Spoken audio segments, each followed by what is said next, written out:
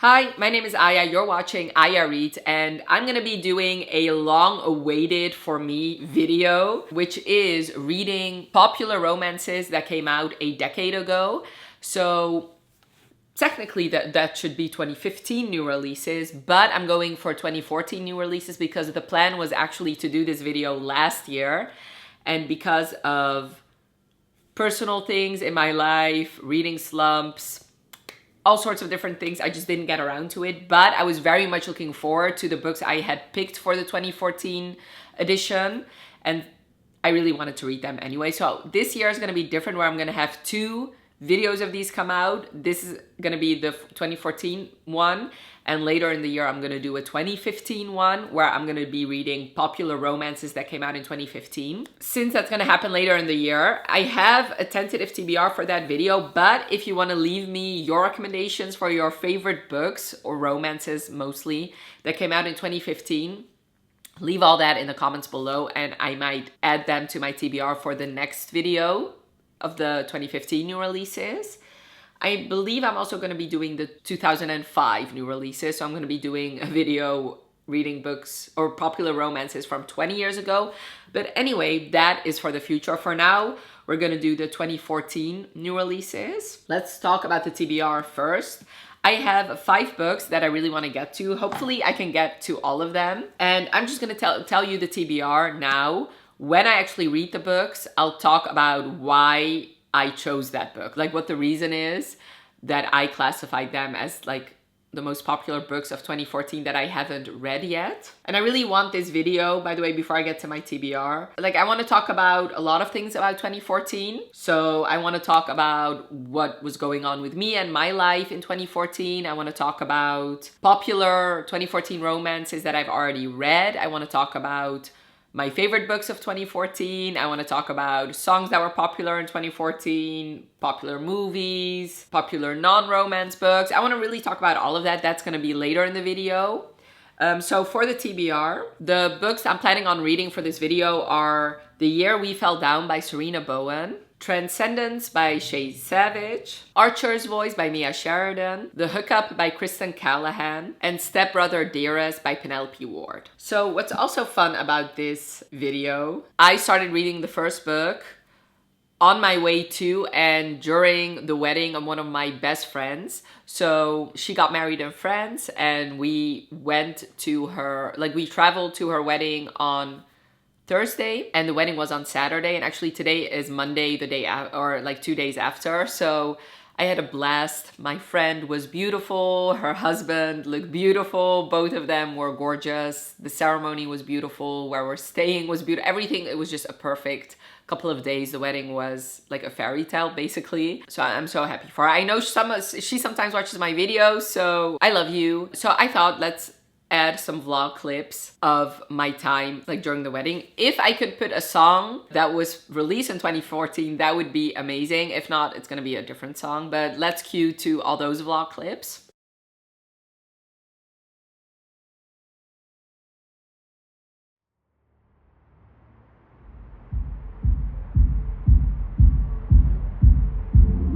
I didn't think you'd understand me.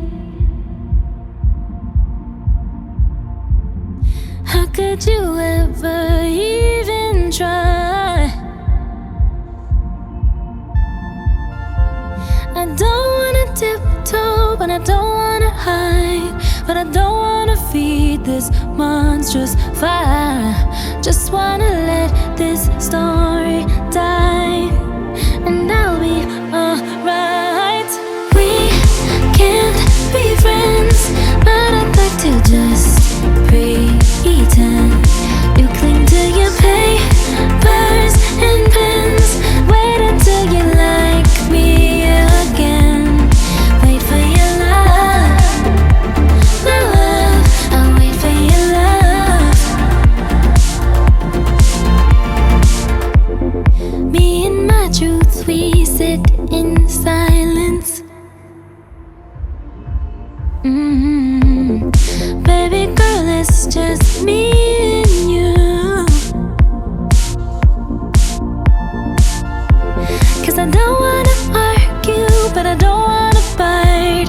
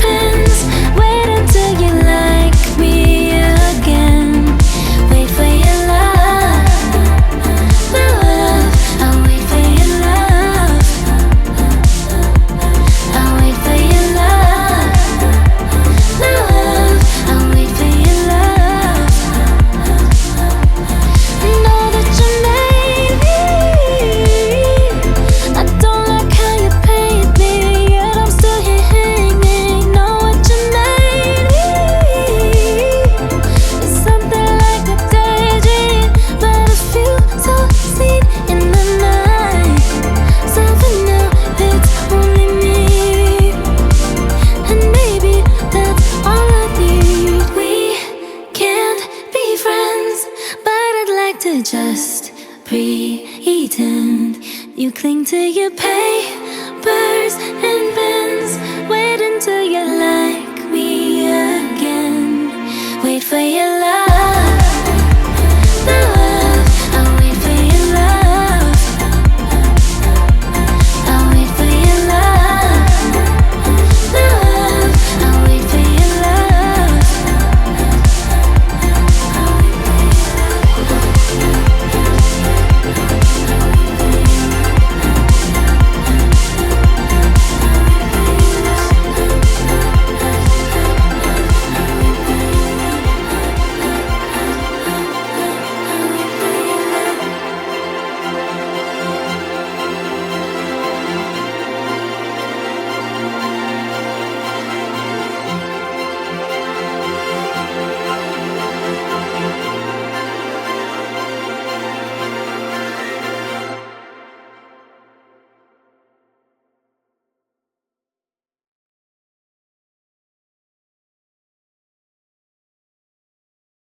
So as you could see, I started The Year We Fell Down by Serena Bowen. I am currently still reading it, but I am about 76% of the way through, and there's no point in me talking about this book when I'm so close to finishing. So I will finish this book and then come back after I'm done filming my videos for today and finishing this book and give you all my in-depth thoughts about The Year We Fell Down. Alrighty, The Year We Fell Down.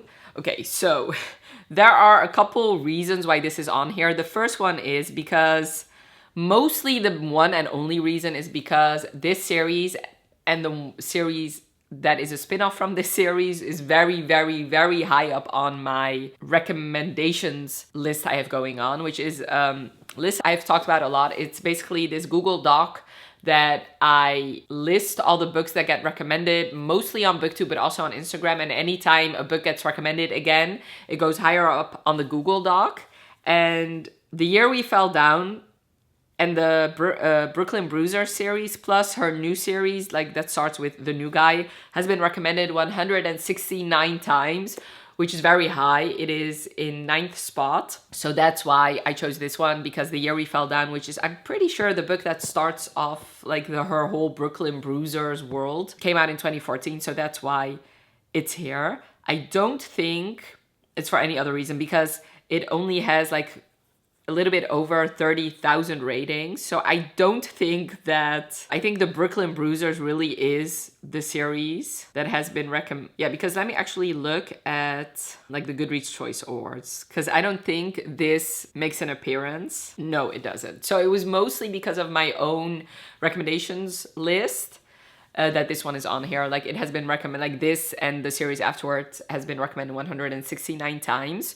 So that's the reason. All right, so I just finished The Year We Fell Down by Serena Bowen. So this is a hockey romance where you follow Corey Callihan, who is a paraplegic. She had an accident a year ago, which left her paralyzed from the waist down. That happened at the end of high school, and now she's starting her first year of college, and she gets put into like special rooms for people that are less able-bodied. And across the hall from her, there is this hockey guy named Adam Hartley, who also has rooms in that dorm. And he has those rooms temporarily because he also had an accident, and now he has to walk with crutches, and it will take a couple months before he's fully healed. So they meet, and this starts off their friendship, basically. He's dating this very rich, kind of stuck-up girl. Corey and him start hanging out. They start playing video games together, like hockey video games. They become very good friends, but Corey is starting to develop some real feelings for him. So I would say, like, the first 60% of this book is a friendship where there's like unrequited love. During like the first month of their friendship, his girlfriend is actually overseas, and at one point it seems like him and his girlfriend made this arrangement of, you know, she can sleep with whoever she wants, and technically he can too, but he chooses not to. And eventually feelings bubble over, and they do start. Okay, no, one thing I do have to mention is, since she got into her accident, she is not 100% sure if she can feel things down there. She ends up telling him that, and he kind of makes it his goal to try and figure that out with her, to help her figure it out. So, and one night they kind of like hook up together and to try and see if she actually can feel stuff. But technically he is still with his girlfriend, so there is an element of cheating in here. To me, as you guys know, I'm an avid hater of cheating romances. This to me didn't really feel like a cheating romance, considering this arrangement they made beforehand. I mean, if she can go around gallivanting in Europe, having sex with some like hotshot Italian guy, or how did he describe it? Fucking her Italian stallion all over Europe. So he knew that, like, she didn't hide the fact that she was having sex with other men. So in that case, that was not the part that bothered me, because I gave it 2.5 stars. I was debating so much about this rating because I wanted to give it a 3 initially, but I have given some other books that I enjoyed a little bit more 3 stars, but then it also didn't really feel fair to give it a 2, because usually I really hate books that I give a 2 star, and this one I really didn't hate. I think at the end of the day, I just feel a little bit indifferent towards it. I think it's a very forgettable romance in my opinion. Okay, so where should I? Let's actually talk about the whole disability thing, because obviously there's disability in here. He is temporarily has mobility issues, and she is paraplegic. It's since the accident happened in the past year, it's not really clear like what the long-term effects are gonna be, but for at least right now and in this book, she has to use a wheelchair, she has to use mobility aids for sure, she can get around with crutches as well. And you do see, so let's talk about the things I did enjoy about this book. You do see her and also him in the beginning trying to navigate that. There are some parts in this old campus that are definitely not wheelchair friendly. Like I said, they have to navigate that together. And the part I just mentioned about her not really knowing what effects this injury has on her ability to have sex and enjoy sex, I did really enjoy those discussions. I liked the fact that they had them in the first place. I liked how mature that was handled, even though she was 21 and he was like a little bit older, but still in his like early 20s. I liked how goofy, silly him for sure, were about the whole thing. And then when they did have sex, I did enjoy seeing how they navigated that, that it's not really as easy as other people, having sex. She cannot, like, he has to help her in like maneuvering to different positions. So I did enjoy all that. And I'm saying this, I don't have a disability, I'm not paraplegic, and I try to look, I do have to say I didn't do a thorough research. So if you have seen like a review or read a review of somebody that has a similar injury as hers, let me know, because I do want to read it. I haven't read any reviews of like Own Voices reviews, but I did feel like some things did make me uncomfortable about the portrayal of her being paraplegic. And on the one hand, I can understand her complicated feelings towards it, because this is also new for her. This only happened in the past year. She is like a 19-year-old or something. I'm not even sure how old she is, but like she's still very young. But I just didn't like the way she talked about her injury, the way she belittled herself, the way she called herself a gimp.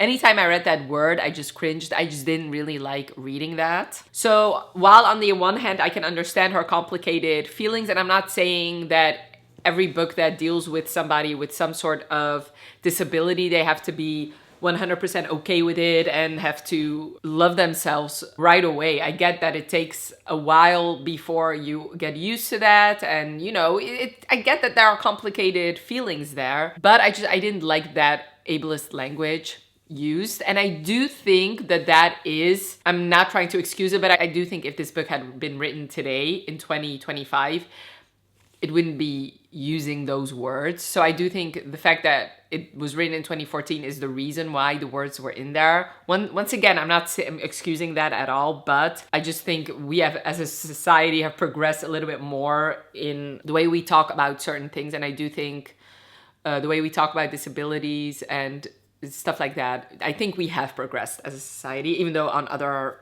things we definitely haven't. Adam, I really had some complicated emotions about him, because once again, on the one hand, I do have to give him some grace because he's a 21-year-old boy. I am 10 years older than him. I get it. At that point, when you're like a hotshot hockey player, you can get any girl you want. You would go for like the hottest girl that you could attain, especially one that you thought you could never get. But his relationship with Stasia, his ex, I just hated it. It made him a very shallow character, which in turn made me not really want to root for him. And especially since seen afterwards, he'd be so mature about things having to do with Corey, and we see this friendship developing, so we know, and part I know that he's not a shallow character, but anytime those scenes happen with his girlfriend, I'm like, I didn't like him for that. Didn't understand why he was with her. I mean, it was explained, but I just still didn't understand. They had nothing in common.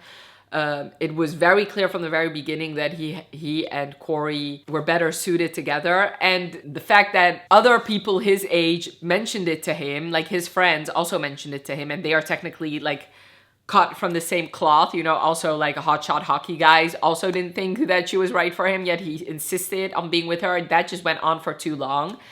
And I just didn't get it, like I said, and it made me not want to root for him, especially since it did hurt Corey, who technically was our main character, considering we got more from her point of view. Alongside that, this book did read a little bit younger, and I know I'm a 31-year-old reading a college romance, but I have read a couple college romances in the past years, and I didn't feel the same way. Like, for example, I read The Deal last year, and I thought those characters were a little bit more mature than these ones.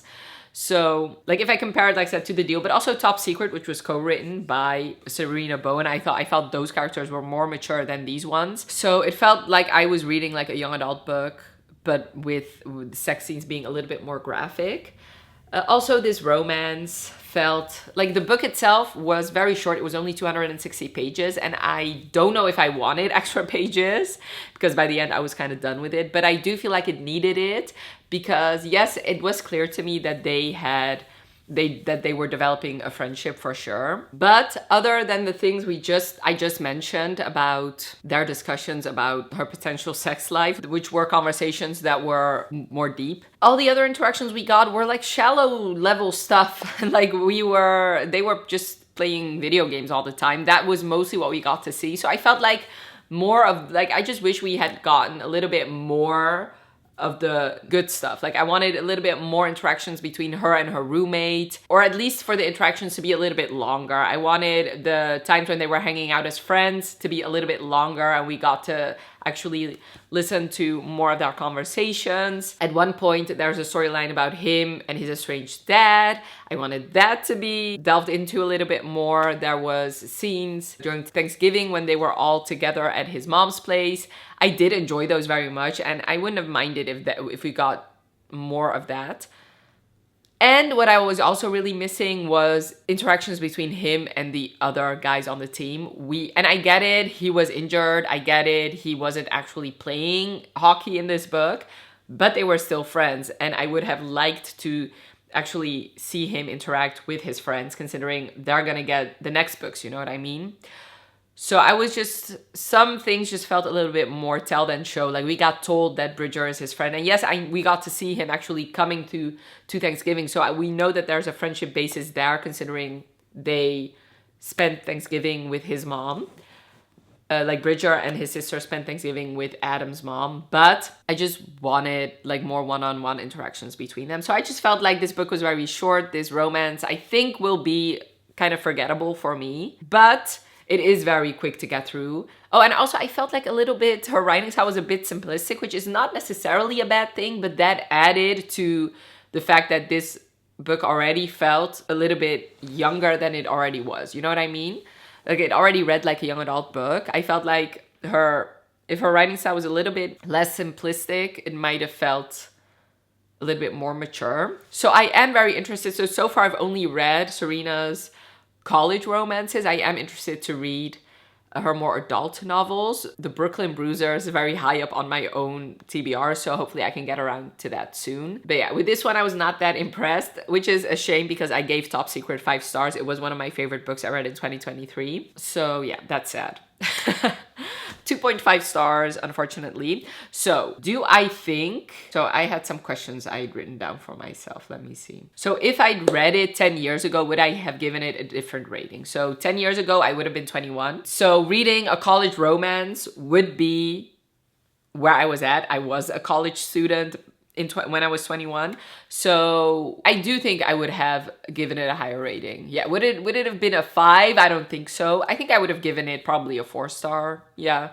I think my issues with it are both because it's now the year 2025 and not 2020. Oh, I just realized I would have been either 20 or 21. Anyway, I think my issues with it is, one, because I am 31 now instead of 20 or 21. Plus, it is the year 2025 as opposed to 2014, where maybe my issues with ableist language, I don't think I would have noticed it as much back then. So yeah, my next book will be Transcendence, which I think I have here, and I'm very excited about it.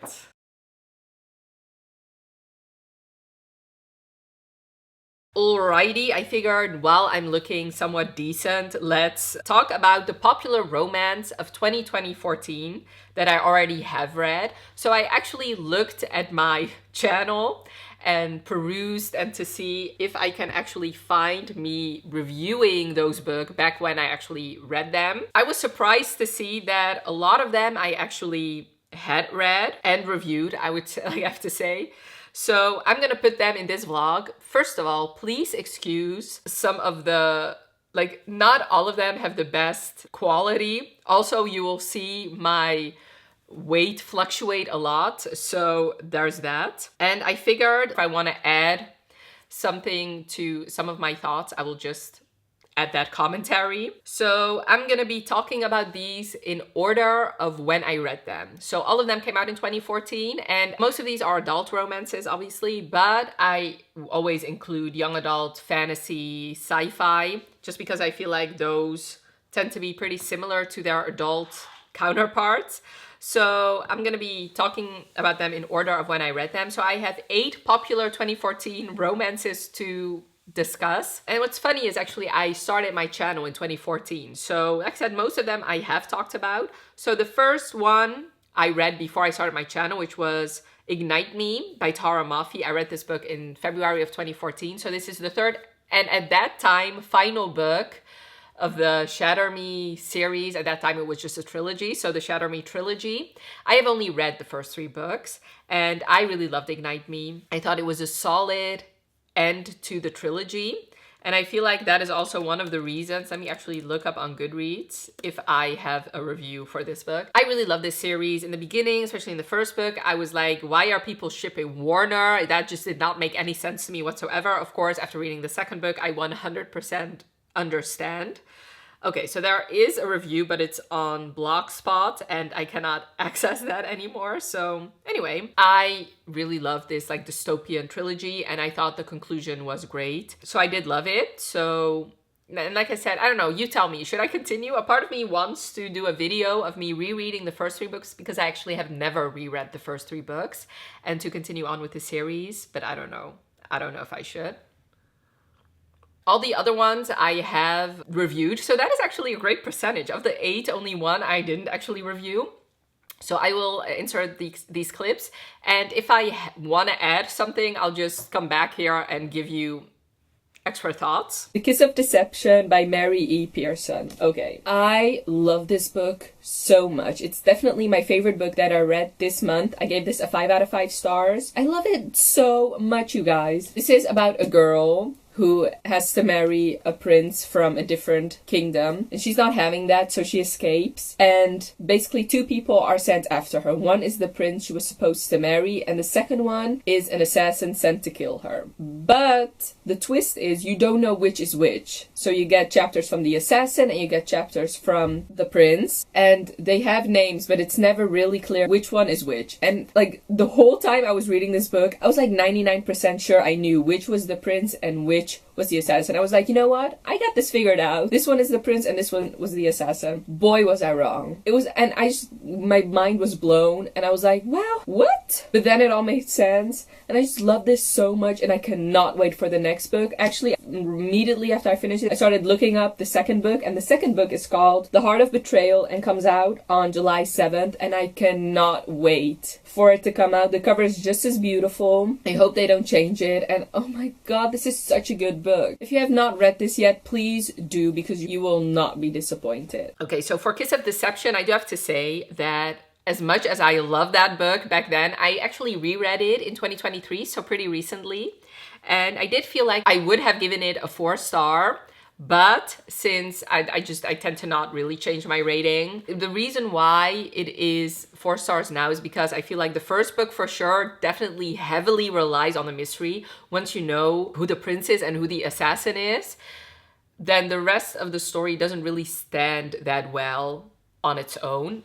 I did also read the second book, and that book was very, very great. Like, I actually preferred the second book over the first book on my reread. But also, obviously, I don't know. If you read it now, not knowing who the prince and who the assassin is, I don't know how much I would have loved it had I read it now. The first book, at least. But like I said, the second book was amazing, and I really, really love Leah as a heroine. Heir of Fire by Sarah J. Maas.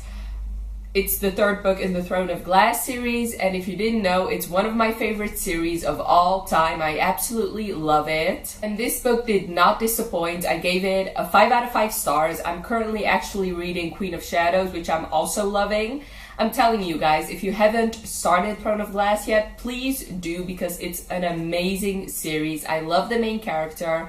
I love pretty much all of the characters, except one storyline, one perspective I don't enjoy as much. And if you've read it, then I know that you know which perspective I mean.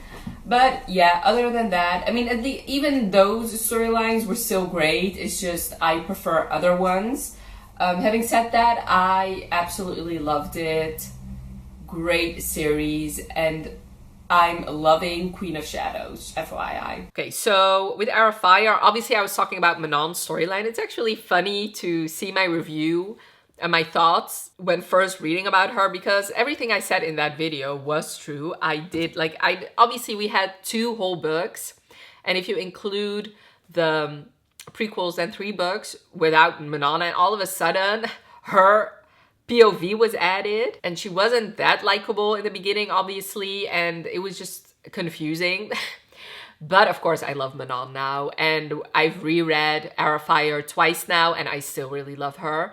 Also in Heir of Fire, so yeah, it was kind of a gamble, I feel like, for Sarah J. Maas, but it did pay off. Obviously, I really love Manon now. Ugly Love by Colleen Hoover, and this was a buddy read for me with Katie from Kit Kats Can Read. I gave this book a 4 out of 5 stars. So this is a story of a guy and a girl, and they are living in the same apartment building, and then they decide to go into this no-strings relationship, which obviously won't work out. Again, with this book, I found some parts to be predictable. Like, I could definitely see what was about to happen, but I really liked it. Colleen Hoover always writes amazing new adult, and it was very, very addicting. Like, I flew through this book. Every time I wasn't reading, I was thinking about it, so I definitely recommend you read it if you can handle this mature content, because obviously it's new adult, so it has sexual content.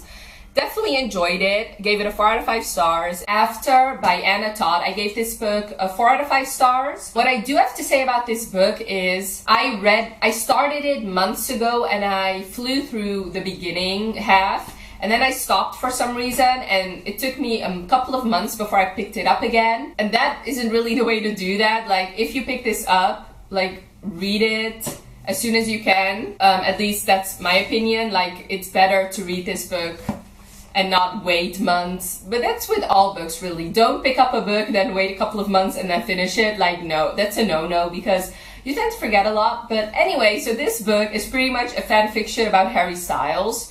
And if you know anything about me, you know I love One Direction. Having said that, this guy just looks like Harry Styles. His personality is the exact opposite of Harry Styles. So this is about a girl who starts her first year in college, and then she meets this guy named Hardin. and he is the exact opposite of her. So she is, you know, a good girl. She wants to focus on school. She has this whole future planned. And then Hardin is tattooed. He has a lot of piercings. He's kind of a bad boy. He looks kind of dangerous. And then, and they don't like each other at first, but then of course a love story develops. It was highly entertaining. It was full of drama. It was very, very addicting, and I kept flipping the pages wanting to know what, you know, how the next drama would unfold. Having said that, this book is not for everyone. I thought Hardin was a jackass most of the time. I thought Tessa took his crap way too much, even though she did stand up for herself quite a few times, which I did like. These characters get kind of annoying sometimes. And you know me, I don't really get annoyed with characters, so for me to say these characters are annoying, you know, that's saying a lot. Having said that, I did find it very addicting. Like I said, kept flipping through the pages. I highly enjoyed myself while reading it. I gave it a 4 out of 5 stars. But if you don't like books filled with drama and books filled with sex, then stay away from this one. But if you're a little bit interested, definitely check this out. Yeah, I gave it a 4 out of 5 stars. I found it very addicting, and I'm currently reading the second book actually, which I'm not enjoying quite as much as this one. Before we get to the next book, we're going to talk about maybe someday. First of all, this is a very, very ranty review. I gave this book 1 star, and I was so angry at this book. So for those of you who don't know, this book has a cheating plot line, and by the way I speak about it, it seems like I was the wronged party. Like I was Maggie being cheated on by Ridge and Sydney. That is how angry I got. I feel like this is my origin story of hating cheating romances. I still don't like them. Like very few of them work for me. So I would say if you really want to get drunk really fast, I would suggest you drink when I say the words girlfriend or cheating, but I would caution you because you might actually get alcohol poisoning. That is how much I say those words in such a short time span. So this review did make me chuckle. That's why I left so much of it in there, but I could understand why you would get annoyed with me because I got so fucking angry. But yeah, anyway. Let's cue to that rant review. Maybe Someday by Colleen Hoover. So I'm just gonna warn you ahead of time, this is gonna be a rant review. I am gonna discuss the things I did like about this book because there were some things I liked about this book, and then I'm gonna go into the things I didn't. And I read it yesterday, I finished it yesterday, and I just have a lot of thoughts about this book. So let's just start with the synopsis. This is about a girl named Sydney and a guy named Ridge. At the beginning of this book, literally the first page, Sydney finds out that she has been cheated on by her boyfriend and her best friend, and Rich helps her out. He lets her stay at his place. He has 2 other roommates, and they start writing music together, and they fall in love, even though Rich already has a girlfriend, okay? That is the biggest thing I didn't like about this book. Let's just start with the things I did like about this book. First of all, this book deals a lot with songwriting, and it has a soundtrack, which I really appreciate. Like that brought this book to a whole other level. Like the fact that they actually created a soundtrack, I do appreciate that, and I thought that was a genius move, and the soundtrack is really good. The roommate pranks, the roommates in this book, I loved. Like I loved all the pranks. They pranked each other all the time. I thought that was hilarious, and I really loved reading that. And the last thing I really appreciated was the fact that the love interest is deaf, but he's obviously still a musician. So I loved seeing him create music, how he, you know, hears the music, the fact that he feels the vibrations. That I thought was so interesting. And that is like why I'm even more pissed at this book, because it did have some deeper meaning, some more interesting things going on, and some substance, honestly, but that all got ruined by the things I didn't like. So mainly what I didn't like was the cheating. I already told you 90% of this book is just cheating, which the thing is, this is a contemporary romance book. Like the whole focus of this book is about the romance. When there's cheating involved, yes, it's gonna affect my rating negatively. If this was another genre like fantasy, for example, and the main plot was something completely different, and the main plot is good, but like a side plot involves 2 characters cheating, well then I guess I can overlook it a little bit. Like it's not gonna make me give that book a 1 star, which is exactly what I gave this book. The things I liked, I really liked, but the problem was the things I liked only happened in the first half of this book. In the second half of this book, the things I liked were just nowhere to be found. So that's why I gave this book a 1 out of 5 stars. The cheating and the consequences from the cheating were really annoying, super irritating to read about. It made the characters very unlikable, and the love story not shippable, which is exactly what you want, at least for me. Obviously, this is just my opinion. If I read a romance book, I'm looking for those longing looks, those lingering touches, the kissing, the sex, obviously. But while reading this book, every time things like that happen, I'm like, oh my god, you have a girlfriend. Oh my god, you have a girlfriend. Stop it, please, stop it. Which is obviously the opposite of what you want when you're reading a romance. I was on Goodreads, and this book has an unbelievably high rating on Goodreads. It has a 4.3 average rating. And in fact, 54% of the people who rated this book on Goodreads gave it a 5-star review. 82% of the people who rated this book gave it a 4-star or higher. So if you're still debating reading this book, like, there's an 82% chance you're gonna love it. So don't let my opinion sway you from reading this book. Literally, like, I'm looking at the ratings, I'm literally the 1%. 1% of the people who read this book and rated it on Goodreads gave it a 1-star review. At least, you know, I guess I'm not mainstream, but that's not true. Usually I do like the things other people love, but I couldn't with this book. Like, the cheating took over everything, because like I said, the first half of this book did involve the roommate pranks, did involve the songwriting, and did involve talking a lot about the fact that Rich had a different way of listening to the music. So they were still cheating at that point too, in the half of this book, but at least I could get through it because of all the other things I appreciated. Around the halfway mark, when everything kind of blew up in their face, all the things that I appreciate about this book were gone. Like, they stopped writing music together, obviously, which they should have done before. They stopped really talking about Ridge. Obviously, since they weren't writing music together, we couldn't really see Ridge's, like, him actually writing the music, like, his process. And the roommate pranks were gone. And the roommate pranks were one of my favorite aspects about this book. Like, I was like, where are the roommate pranks? The drama took over everything. And honestly, like, I have to be honest, the only reason why I debated multiple times not finishing this book. The only reason why I finished it was because of Warren. And that's the thing, Warren surprised me because he can be very crude. His remarks are kind of disrespectful sometimes. Yet he was the only one in this book who at least had a moral compass. Like, he had to remind Rich and Sydney over and over and over and over again that what they were doing was wrong. He had to remind them that Rich had a girlfriend and that they shouldn't be doing this, yet they kept doing it. Okay, so let's just talk about the cheating, like, from the beginning, and let's just talk about when Rich should have stopped what he was doing. Okay, first of all, he admitted it, okay? He admitted it. The fact that he was only on the balcony for one reason, and that was Sydney. Maybe that should have been a red flag for you, that maybe what you were doing was wrong. I mean, considering the fact that you have a girlfriend. Then you decided to give your number to said girl, thinking that was a good idea. And then you decided to have that girl move in with you. Like, I get it. I get that, you know, when she's out on the street in the rain and she's homeless, basically, that you offer her your couch for the night. Like, that doesn't make you a bad guy. In fact, that makes you a really good guy. But the fact that you offer her a place to stay at your apartment, knowing that you're obviously attracted to her, knowing that you already have a girlfriend, maybe that wasn't a good idea. And then, as if that wasn't bad enough, you decided to go write lyrics with her on your bed and think it's an amazing idea to put your ear against her chest to hear her sing. Now, I get it. Like, I don't want to be harsh or cruel. I get that he's deaf and he obviously has an alternate way to have to listen to the music. But I'm sorry, putting your head against somebody's chest when you already have a girlfriend and the person whose chest you put your head on is not your girlfriend, that is just not okay. And the fact that they kept mentioning it, because obviously Sydney got cheated on, the fact that they kept mentioning things like, oh, I don't want to be a Tory, or, you know, if your girlfriend or if Maggie would see this, she wouldn't like it. Like, they knew what they were doing was wrong, yet they kept doing it. The boiling point for me wasn't even the kissing. It was before the kissing. It was when Rich wrote the lyric. Let me hear. I have it marked, actually. For her I bend, for you I break.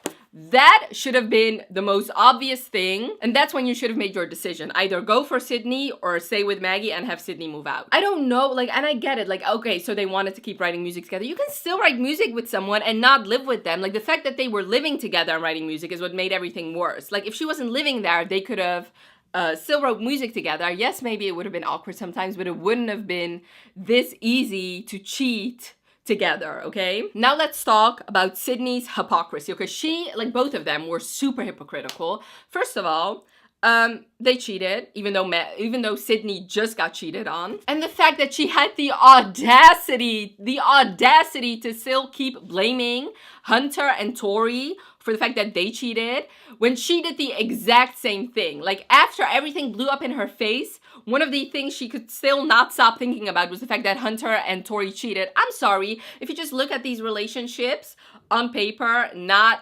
without obviously we've read it from Sydney's point of view, so obviously it's more likely that we would take Sydney's point of view. But I mean, if you just look at these relationships without knowing anything about these people, at least Hunter and Tori were friends for like ever. They were really good friends. Okay, so they cheated. Yeah, I'm not condoning that. But Sydney knew Rich for 3 weeks. I'm sorry, what's your excuse for cheating? In fact, you have no excuse. And the fact that she still kept blaming Tori and Hunter, even though what she did might have been worse, actually. Like, obviously cheating is wrong no matter how you slice it.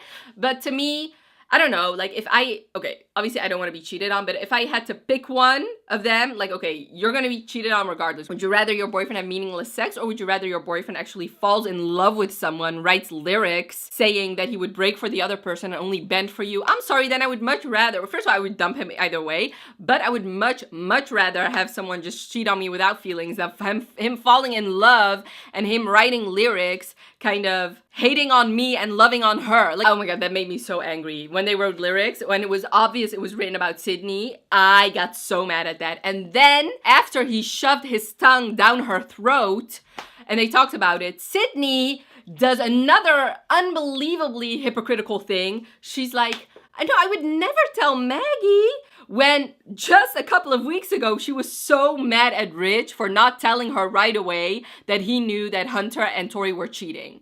She was like, I cannot believe we've talked for 2 weeks and you didn't even have the decency to tell me that my boyfriend and my best friend were cheating on each other. And then a couple of weeks later, she's like, no, I would never tell Maggie. She's so selfish, both of them are. Like, both of you are so upset at Hunter for cheating. Yes, he's an asshole.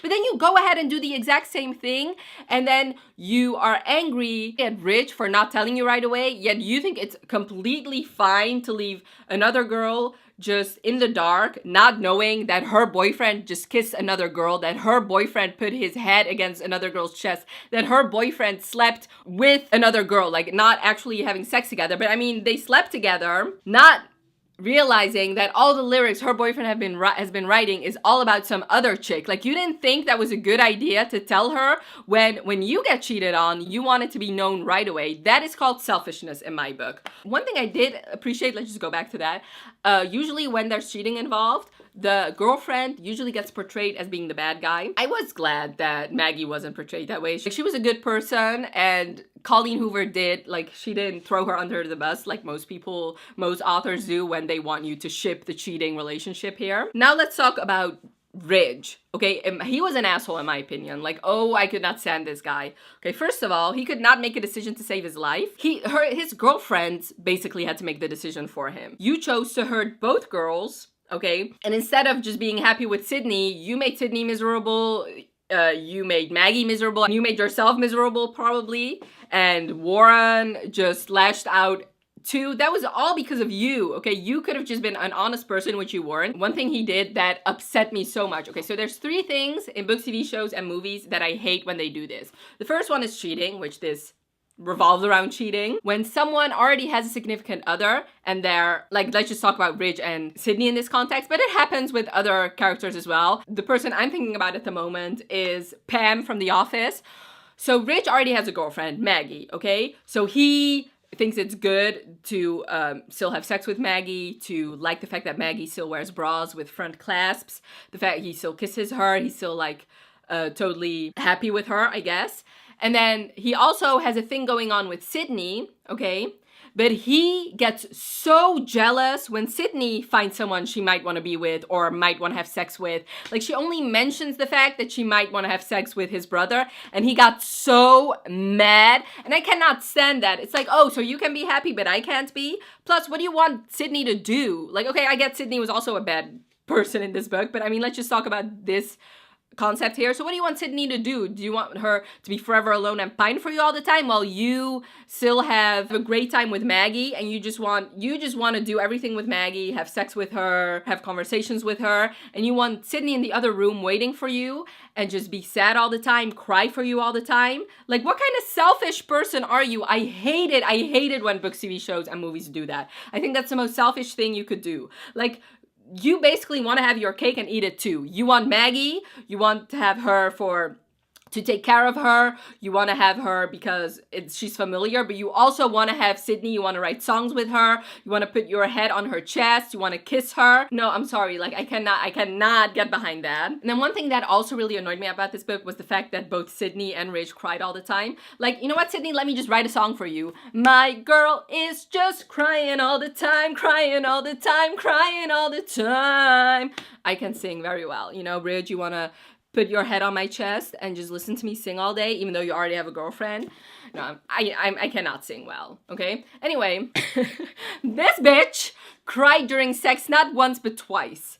That made me so uncomfortable. I'm like, what are you doing? This is so awkward to read about. And don't get me wrong, it wasn't just Sydney who cried all the time. It was Ridge too. And Ridge kept crying about the messes that he made. And Sydney, I did not feel sorry for you at all, okay? Like, you could have just moved out. Like, you kept wanting to write songs with him. You kept wanting to cross that line, even though you know how much it hurt when somebody else did it to you. You didn't care, and you claimed to care. And that's the thing. These two people were very aware of what they were doing because they kept mentioning it. Sydney said, well, if Maggie finds us like this, would she like it? When Rich thought that Maggie was there while he fell asleep with Sydney, he basically just threw her out of his room, okay? And Sydney kept saying over and over again, don't make me a Tory, don't make me a Tory. Well, girl, you are a Tory, and you might have been even worse than Tory. Okay, let me just calm down for a bit. So let's go back to the fact that this was a romance. Like I said, this got a 1 star out of me. And that's the thing, that's because the romance is the main plot. And that, like, don't get me wrong, like, if you're still watching this, even though you still like this book, I get it. Like, I get it why people like this book. Like I said, it has a lot of good things going for it. And maybe I'm the odd one out. It's very obvious that I'm the odd one out because only 1% of the people who rated it gave it a 1 star review. But the cheating, I just couldn't get over the cheating because it made Sydney and Ridge very selfish. Like, it's not just the cheating, it's like the after effects of the cheating. Because first of all, yes, the cheating is wrong, you shouldn't do it, you already have a girlfriend. Second of all, it made the two characters very unlikable, it made them selfish, it made me roll my eyes several times, and it just made me very, very annoyed and angry reading it. Which is the opposite feelings of what you want when you're reading about a romance. You're supposed to have giddy feelings. You're supposed to root for them. You're supposed to cheer them on, not be like, what are you doing? What are you doing? Stop, stop, stop it. And that's the thing. Like, people kept saying, oh, like, I read some reviews because I feel like I was looking for some people to agree with my frustrations. And most of the reviews were just glowing reviews.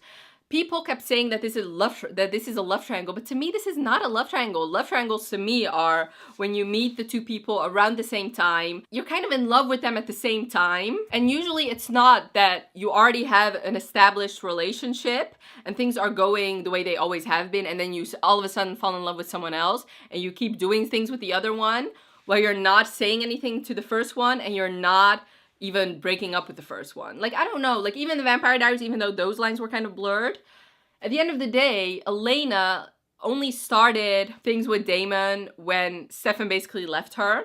Same with the Infernal Devices. Like, after Will made it abundantly clear that Tessa and him would never work out, or not, at least not in the way that she wanted to, that's when she started dating Jem. It wasn't that she was with Will and then cheating on Will with Jem. So to me, this is just about cheating and not about a love triangle. Second thing I also want to mention, like, I don't mind it if people date multiple people at the same time. Like, you do you, boo. Like, I'm not gonna judge you. Like, as long as all the people know what's going on. Like, if he had gone to Maggie and been like, you know what, Maggie, I really love you. I've enjoyed my time together with you, and I really want to be there for you.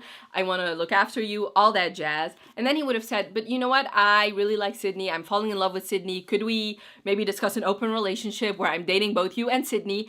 And if Maggie agreed and Sydney agreed, and this book would have been about that he dated both of them, I wouldn't have minded that. If everybody was on board with it, then good for you, okay?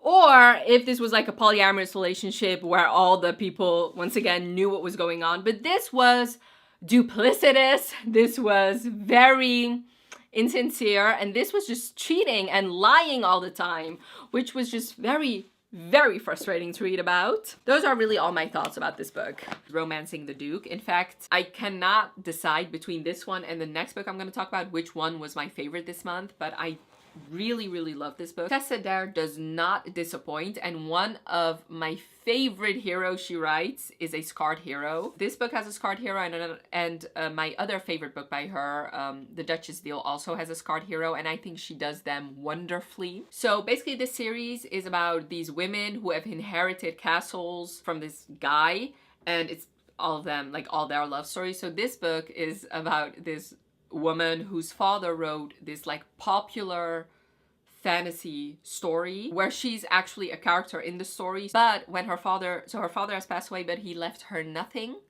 So she's basically destitute. She has no place to live. She has no money. So when she inherits this castle, it's fantastic, but there's somebody already living in this castle, a duke, and this castle is basically his ancestral home, so he doesn't want to leave.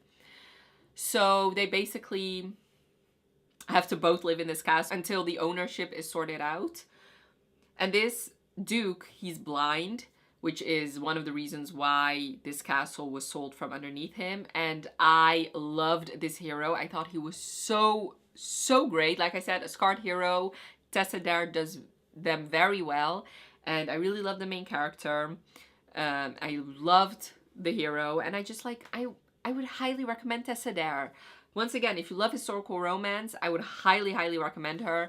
I think her stories are swoon-worthy and funny, and yeah, just great. Bound by Honor by Cora Reilly. This is the first book in her Bound by Blood series, which is a very popular mafia romance series.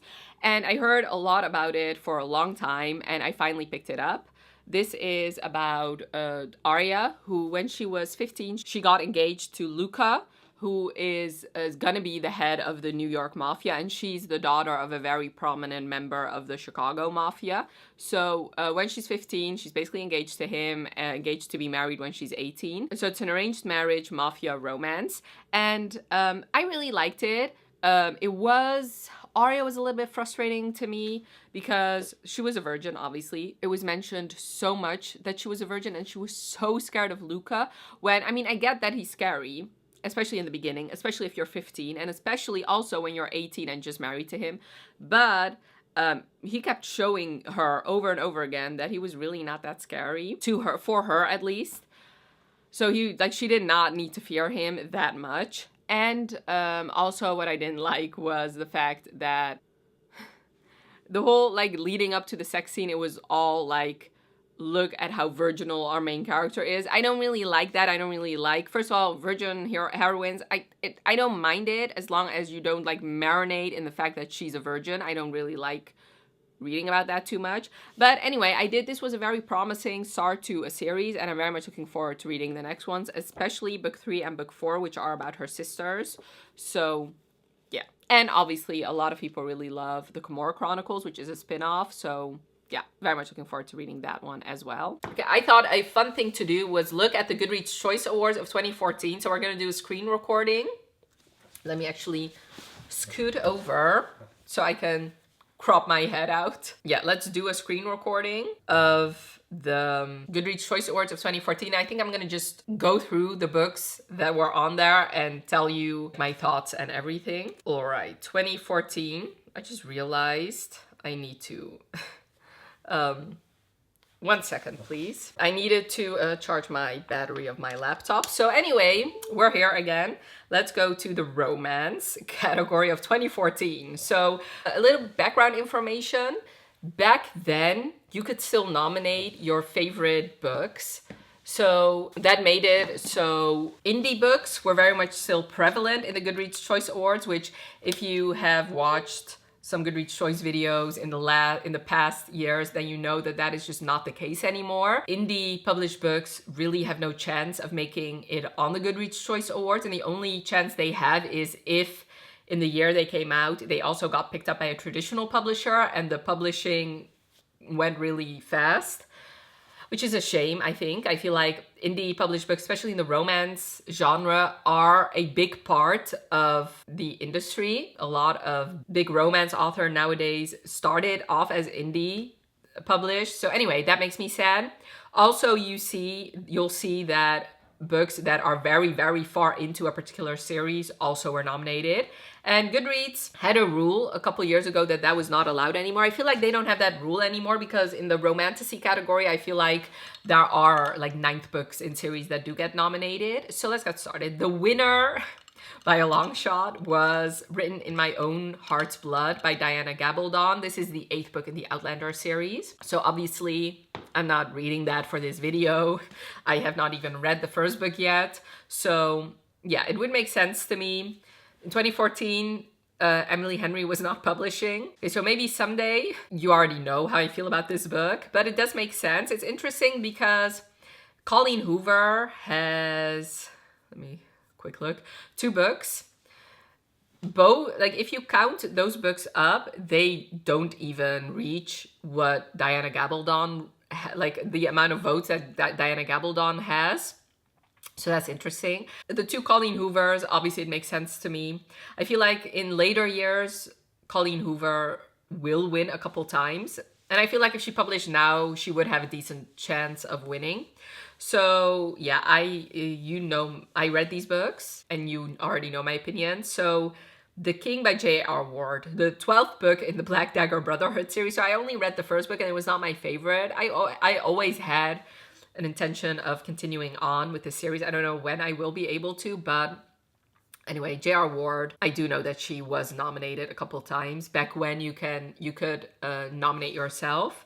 Archer's Voice, yes, it's gonna be one of the books I'm gonna be reading. I haven't started it yet while filming this, but yeah, Archer's Voice for sure I will be reading, and it definitely has stood the test of time.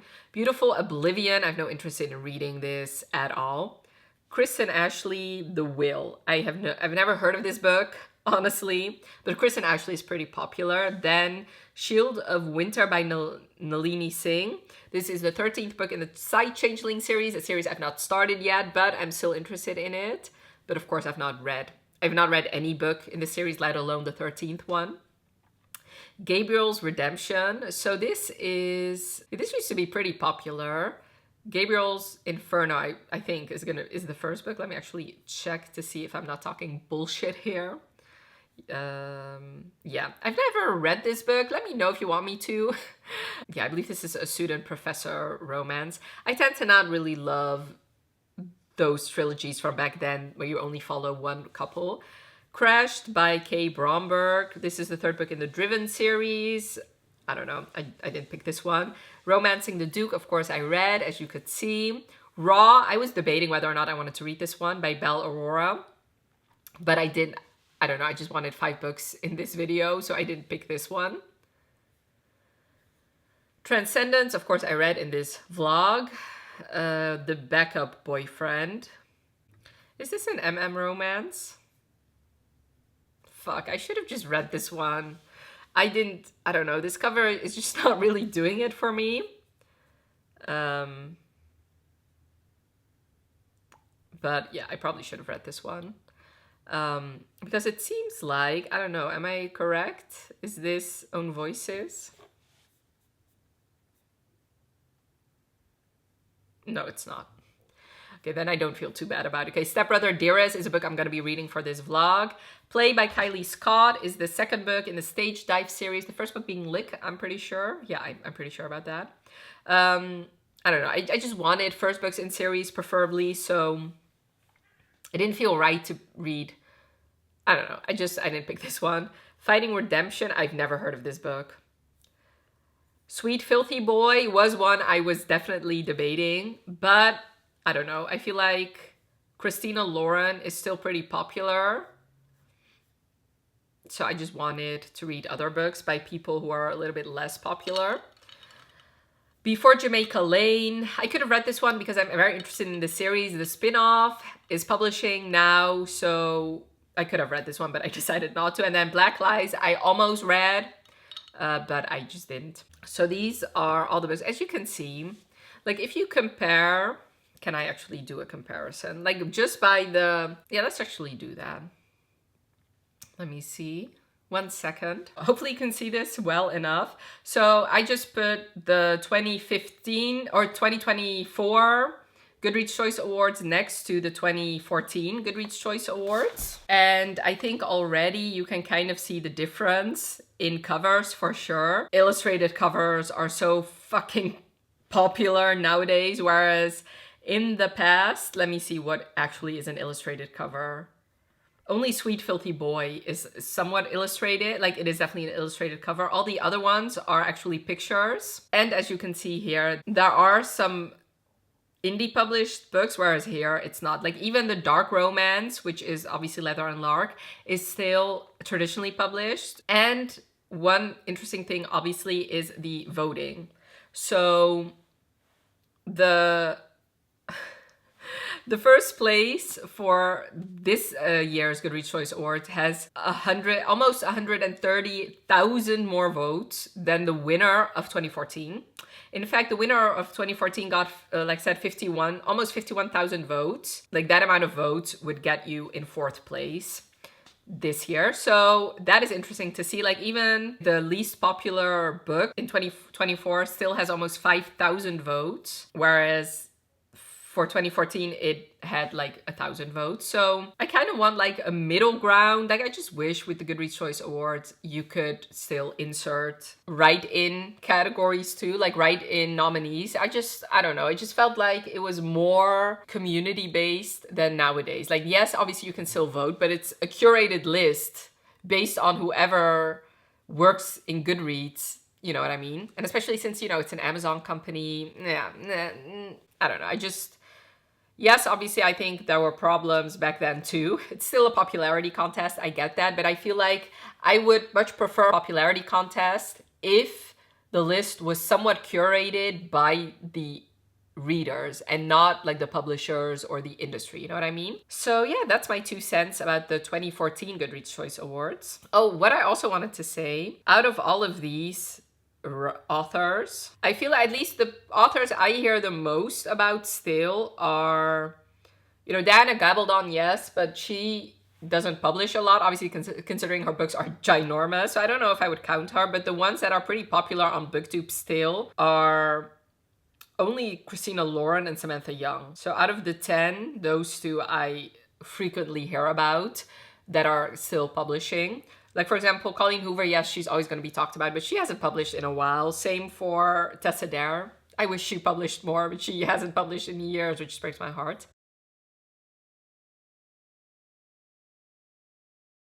All right, I actually forgot to tell you that the reason Transcendence is here is because, I'm actually hold it up for you, you know, let's bask in this beautiful cover. The reason Transcendence is here because it was a nominee in the Goodreads Choice Awards of 2014. But also because it is a book that feels like it stood the test of time, because it's not regularly that I still hear people talk about it, but it is one of those books that, I don't know, keeps getting mentioned or something. It's not like I only heard about this book around 2014 and then it just stopped. That isn't definitely not the case with this book. So let me see here. So 2014 was a time with the Goodreads Choice Awards where people could still write in their own nominees, which meant that you could nominate indie published books. And Transcendence, I believe, still has not been picked up by a traditional publisher. It was in 13th place and it got 3,539 votes. Anyway, I think I'm gonna do a whole section about the Goodreads Choice Awards of 2014. So anyway, that's why this is here. So I think that is all I came here to say. So it's Monday today and I am in my bed getting ready to take a nap because I, for the life of me, could not fall asleep yesterday. Like it was like 4 o'clock in the morning and I was still wide awake. And when my alarm went off like 2.5 hours later, I was like a zombie. Not to justify it or anything, but with my job, like I really need to concentrate. So even sleeping a bit, like a little bit later than usual, usually has effects on how well I do my job. So I just knew I could not, I could not go into work. So I called in sick, then went back to sleep. But I think in total, I got about like 3 hours of sleep in total. maybe a little bit more, maybe 4 hours. So it is like 3 o'clock. I am exhausted. So like I said, I'm getting ready to take a nap. But before doing that, I have an update on Transcendence, or actually I haven't talked to you about Transcendence yet. This book takes place in prehistoric times, as you can see by the cover, which looks like it was made in prehistoric times. Transcendence is an interesting novel in that you follow a guy, you only get his point of view. Prehistoric man. He is whatever precedes Homo sapiens. So the author explains it in the beginning. He's missing his Broca's area, which controls speaking. So he actually cannot speak. Like, he can make sounds and mimic sounds, but he cannot actually speak. And he has no family left. He is living alone in his cave, trying to survive. Oh my God, I just noticed the back. What is this? Anyway, moving on. He, like I said, is, you know, trying to survive. And really, he has no prospects at all because his whole entire tribe died from a fire. And he's just out there in his cave trying to survive winter until one day, my arm is going to get tired real quickly. Anyway, until one day, this woman shows up wearing really weird clothes and behaving really weird. He thinks, you know, that's my mate. Okay, I want to put a baby in her and I'm going to take care of her. And I finally found someone willing to live for him. And the reader knows that it is a woman from modern day times. So she's talking a lot. He doesn't understand her at all. She's wearing different clothes. And, you know, it seems like for some reason she has been transported here. Okay. But since you only get Ed is the guy we follow. You only get his point of view. So you don't actually know what happened to her, how she got there, you know, like how she got in this situation. So it's basically them trying to get to know each other, even though they cannot actually speak. Okay, her name is Elizabeth, but since he cannot really speak, he calls her Be, and his name is Ed, like I said. And I am on page 136, and you basically follow them in their day-to-day lives, trying to survive, trying to, I don't know, make it work, I guess. And her teaching him things that he doesn't know yet. Like, eventually she starts making pots and pans from clay and stuff like that, things that he never thought of. So I started this book off listening to it while reading it, and I did enjoy that experience, but I switched to just listening to it because I am kind of bored. I'm sorry. I know this is a very well-beloved book. Let me see how many, like what the average rating is. Yeah, this has a 4.02 average rating, and about 43% of the people who've read it have given it 5 stars. So like I said, it's a very well-beloved book. It's a book that apparently stands the test of time because still to this day, people read it and talk about it. I'm just really bored. Like, this is just 2 people in their cave trying to survive, which, yes, that is very realistic, I guess. But it's boring. Like, so far, she doesn't want to have sex with him, or at least where I'm at now. Okay, let me just switch things up. So where I'm at now, she doesn't want to have sex with him, which I get. But all he wants to do is put a baby inside of her. That is just something that he keeps repeating over and over and over and over again, how he needs to put a baby inside of her. I don't like this angle, so we're gonna do this again. It's just them trying, I don't know, sort of like, I don't know. They're slowly kind of getting physical. Like, now he knows the word for kiss, and they've kissed a lot of times. I do have to say, even though he is very sweet, like, it is sad to say that this prehistoric man who doesn't even know how to speak does know the word no and knows when to stop when she uses it. Let's let that sink in. But also, like, I don't know, he just does very sweet things for her. It's very endearing. So I do understand why people like it, but I just really need dialogue in my romances. I just don't tend to really love romances where it's clear that these 2 are only together because there's no other alternative, basically. And that is literally the case here. Like, these 2 have nobody else, so that's why they like each other. And it is clear that he's very attracted to her because, you know, her hair is so shiny and she looks so beautiful. And I guess I could understand why she would fall for him since he's so very sweet. But I mean, I don't know, like, not to judge, of course. I don't know what I would do in her situation, probably the exact same thing. But like I said, I feel I'm missing the dialogue. It is just their life is pretty repetitive, and I don't know. I am going to continue reading because I just decided to read another book physically and then just listen to this book on audio. So I guess I'm going to do that. It isn't very long though. It is like only 300 pages. And you know what I am very excited about? So there's a novella from Beth's point of view that I am very excited to read. Like, what are her thoughts? So yeah, I'm gonna continue reading, listening to it. Like I said, I do enjoy the audiobook. Like, the narrator has a very nice voice. So I'm gonna do that and I'll just give you my thoughts once I finish. But honestly, so far this vlog is not going very great for me. I don't see this book getting any higher than a 3-star for me. Anyway, the word I was looking for was Neanderthal. So he's a Neanderthal, I guess. I don't know, like... The only thing he can speak, like, there's only 2 words he can speak. Oh, no. Well, he understands the word no, like I said. He knows be, he knows ed, and he knows kz for kiss. And, like, I don't know, she says a lot of things, and he just does not understand her. Anyway, so I'm gonna just take my nap now. And then I think afterwards I want to go on a walk. And then while I'm on my walk, I will listen to more of this book. So...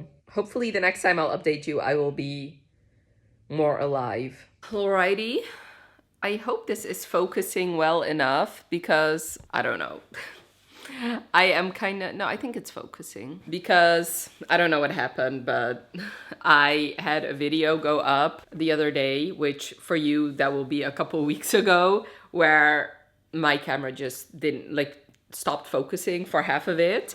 And anyway, maybe it's better that it's not focusing because I look like shit. I look like I have been living in a cave with my caveman for a couple of years now. Anyway, so sorry for the rambling. I just finished Transcendence finally because it took me 7 days to read this 300-page book, okay? Which I think will explain my rating because I gave it 2 stars. I know, I'm sorry. Okay, I am. I know this is a very well-beloved book, so don't let my rating dissuade you from picking it up because, like I said, it has a pretty high average rating. A lot of people do love it. I'm just not one of them. A lot of things I already mentioned in my first update, but I just need dialogue in my romances. And this didn't have any dialogue. And yes, I have read books where one of the main characters is either mute or deaf, but those characters can comprehend stuff. Like, they actually understand things, and Ed really didn't understand anything. Like, my brother's dogs can comprehend more things than Ed does, and that is just, I'm sorry, that is just not attractive to me. Also, like I said, I just like dialogue. Like, that is also how I fall in love with people, is talking to them. That is what makes me fall in love with them. It's not the looks, it's not anything else, but actually talking to somebody and getting to know them. And this just, I didn't understand how these 2 fell in love because they didn't actually know each other. Even though this is a very unique premise. And like I said, I can understand why people love it because it's nothing like I've ever read before. At one point, it just became so unbelievably repetitive. It's like, what did they actually do? They woke up in their cave. They went and collected food. Then they got back in their cage. They had sex, or he tried to put a baby inside of her. And then they would sleep again. And then the next day they would wake up in the cave again. They would collect food. They would go back to the cave, have sex. And that was just their days over and over and over again, which makes sense considering they're cave people. But it was not that enjoyable for me to read. In fact, I eventually just switched to the audiobook, like I said. And even that didn't make me read this book faster because even though the audiobook narrator had a great voice, it was just like, you could not save this story for me. It was still a boring story. And there were like a couple things towards the end which I don't want to talk really about because it will spoil the book, but the decisions that were made, I could also not really understand why they were made. I don't know, like, it would be the exact opposite of what I would do in this situation. So yeah, this does not really hold up for me. And to be fair, I don't think I would have enjoyed this anymore if I had read it 10 years ago, because my issues with it really have nothing to do with the fact that we're living in 2025. I think in 10 years ago, I would still find it boring. I would still find it repetitive, and I would still miss the dialogue. So far, I don't have a best track record in this vlog. Because I gave my first book 2.5 stars. This is a 2-star. I don't know what's going on. Usually I am more generous with my ratings, but these, I don't know. I really didn't enjoy this one. And I was debating, I think I told you guys that I was gonna read the novella from Beth's point of view. I really do have no interest in it. I'm gonna DNF this series. I'm not gonna read the novella. And also I feel like this should have been a novella. Honestly, I think I might have enjoyed this a little bit more had this been, even though it's already a short book, it's not long, it's only 300 pages, but I feel like it should have been between 150 and 200 pages. It should have been towards like a longer novella, because I just think if a lot of the repetitiveness had been cut out and like a bunch of things towards the end of the book had been cut out, I might have enjoyed it a little bit more. I don't think I would have given it a 5-star. Like, I just don't think this book is for me. But it might have, if it had been a novella, I might have given it 3 stars. I don't know. We'll never know, I guess. So I'm not going to read the novella. I feel like towards the end, especially the epilogue, gave me enough answers to just leave this story behind. So yeah, that is this. The next book I'm going to be reading hopefully will go better for me, because it is something I read a lot nowadays, which I have it right here. It's going to be The Hookup by Kristen Callihan. Hopefully I'll love this one. Somebody started drilling. Can you not? So already reading the synopsis, this kind of reminds me a little bit of Pucked, which Pucked was one of my favorite books. I read last year. Like, it seems like they hooked up. She just wants to leave it at that, and he's going to be pursuing her, which I like that. So hopefully this one will be better for me. We'll see. I guess you'll see me once I've read a good chunk of The Hookup.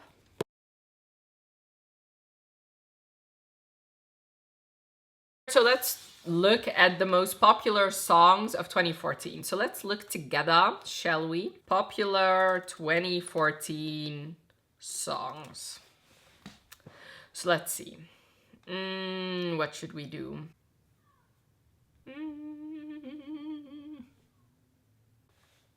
Okay, let's actually do Spotify, I guess.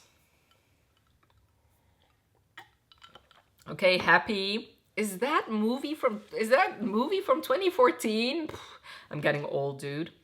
So yeah, Rather Be, a very fun song. Dark Horse, I really enjoy. All of Me, was that song, did that come out in 2014? Crazy Pants. Timber, oh my god, that is such a fun song. Problem, I really enjoy. Counting Stars, amazing. Chandelier, I really love. Demons, amazing. Oh, I See Fire, really? Did that movie come out in 2014? Let me look. The Hobbit movie. Yeah, that is with 2 B's. When did this come out? Yeah, 2014. Crazy! I remember seeing that in the movie theater during college. Okay. Let Her Go. Oh yeah, I did know that. They recently actually, for the 10-year anniversary, they did a new version with Ed Sheeran, and I already love this song, but with Ed Sheeran singing it, I didn't think I could love it more, but I was proven wrong. Oh, The Monster. Ooh, that is a good song. Yes, yes, yes. Bang Bang, definitely great song too. Okay, so Ed Sheeran. Ooh, Can't Remember to Forget You. I love that one too. So that album by Ed Sheeran is one of my favorites. So I do love a lot of those songs. Ooh, Blurred Lines was from 2014. Animals. Talk about an obsessed hero. They broke up, right? Wrecking Ball, yes. Let It Go, yes. Story of My Life, yes. She Looks So Perfect, yes. Some of my favorite songs came out in 2014. Songs I still listen to, by the way. Locked Out of Heaven, yes. Take Me to Church came out in 2014. I didn't realize that. Did Shake It Off also come out? Why didn't I... Yeah, Shake It Off. Why wasn't that in the Spotify list? Obviously, I love Shake It Off.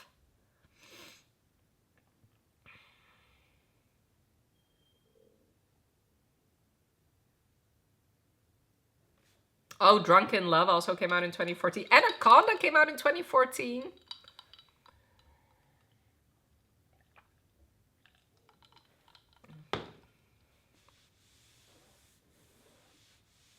I'm radioactive, radio. Shower, I really enjoy. Amnesia by 5 Seconds of Summer. I love that song so much. Oh, just thinking about it makes me want to cry. All right. So lots of fun songs. Let's look at popular 2014 movies.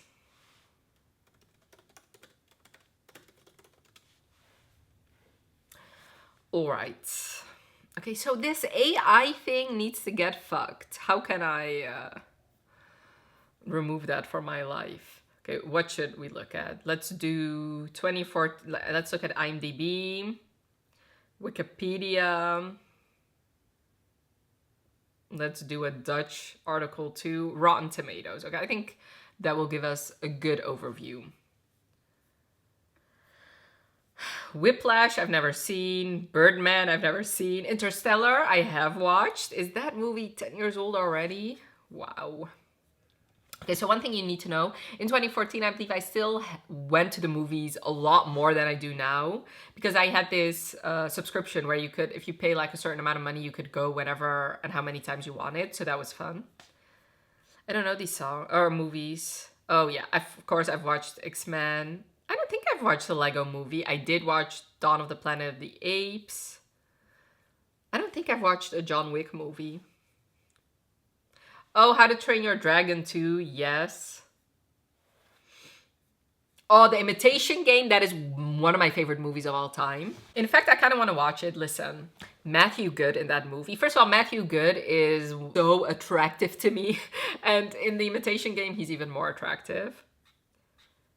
Yeah, obviously Captain America, I've watched. Noah, I've watched. Gone Girl, oh my god, did that come out in 2014? I watched that and crazy. Maybe I should watch Transcendence and compare it to the Transcendence book. Should I do that? This is like the opposite of that book.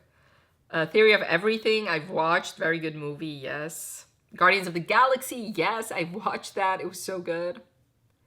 Yeah, The Hobbit, the fifth, or the...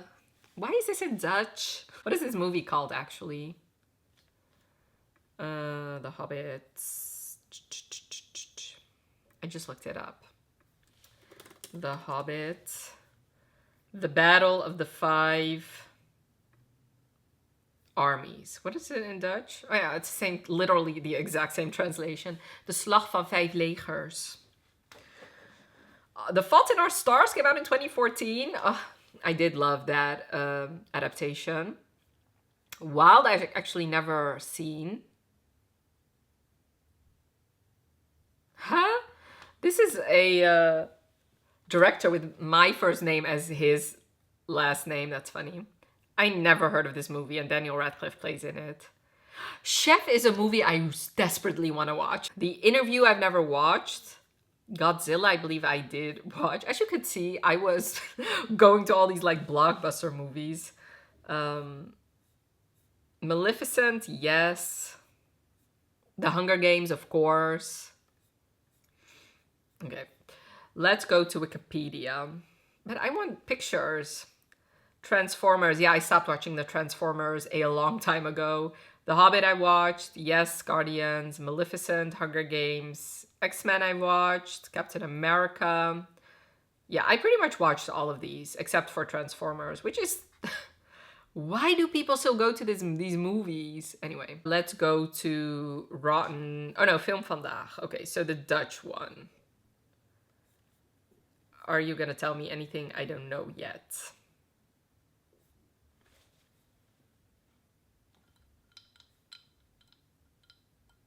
What is this movie? Mommy? Okay, no. I don't know this movie. Oh! I want to watch that. Edward Snowden and Glenn Greenwald. Anyway. The only movie I really want to watch is The Imitation Game. I don't know why. I just really love... Oh, Kingsman. I did really enjoy that movie. Yes.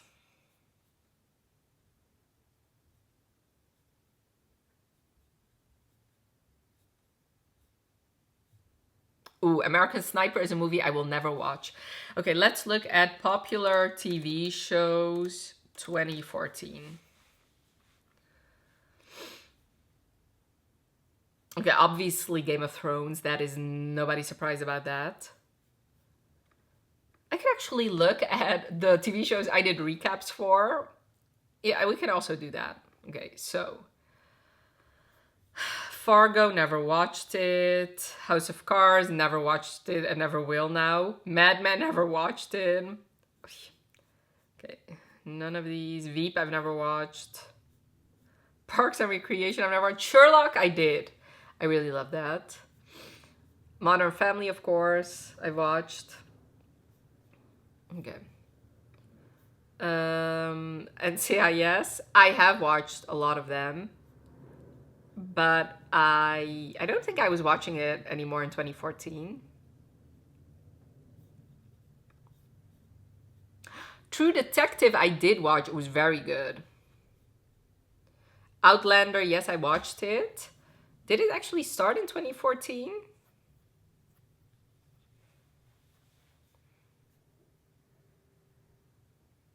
Oh, okay. So these are all the shows that started. That's not what I was looking for. Oh, The Flash. Oh, The Flash I really loved. Did that start in 2014? The 100, I did watch a couple episodes of that. Gotham, I was very interested in that. How to Get Away with Murder started in 2014. Jane the Virgin, well, a lot of good shows started in 2014.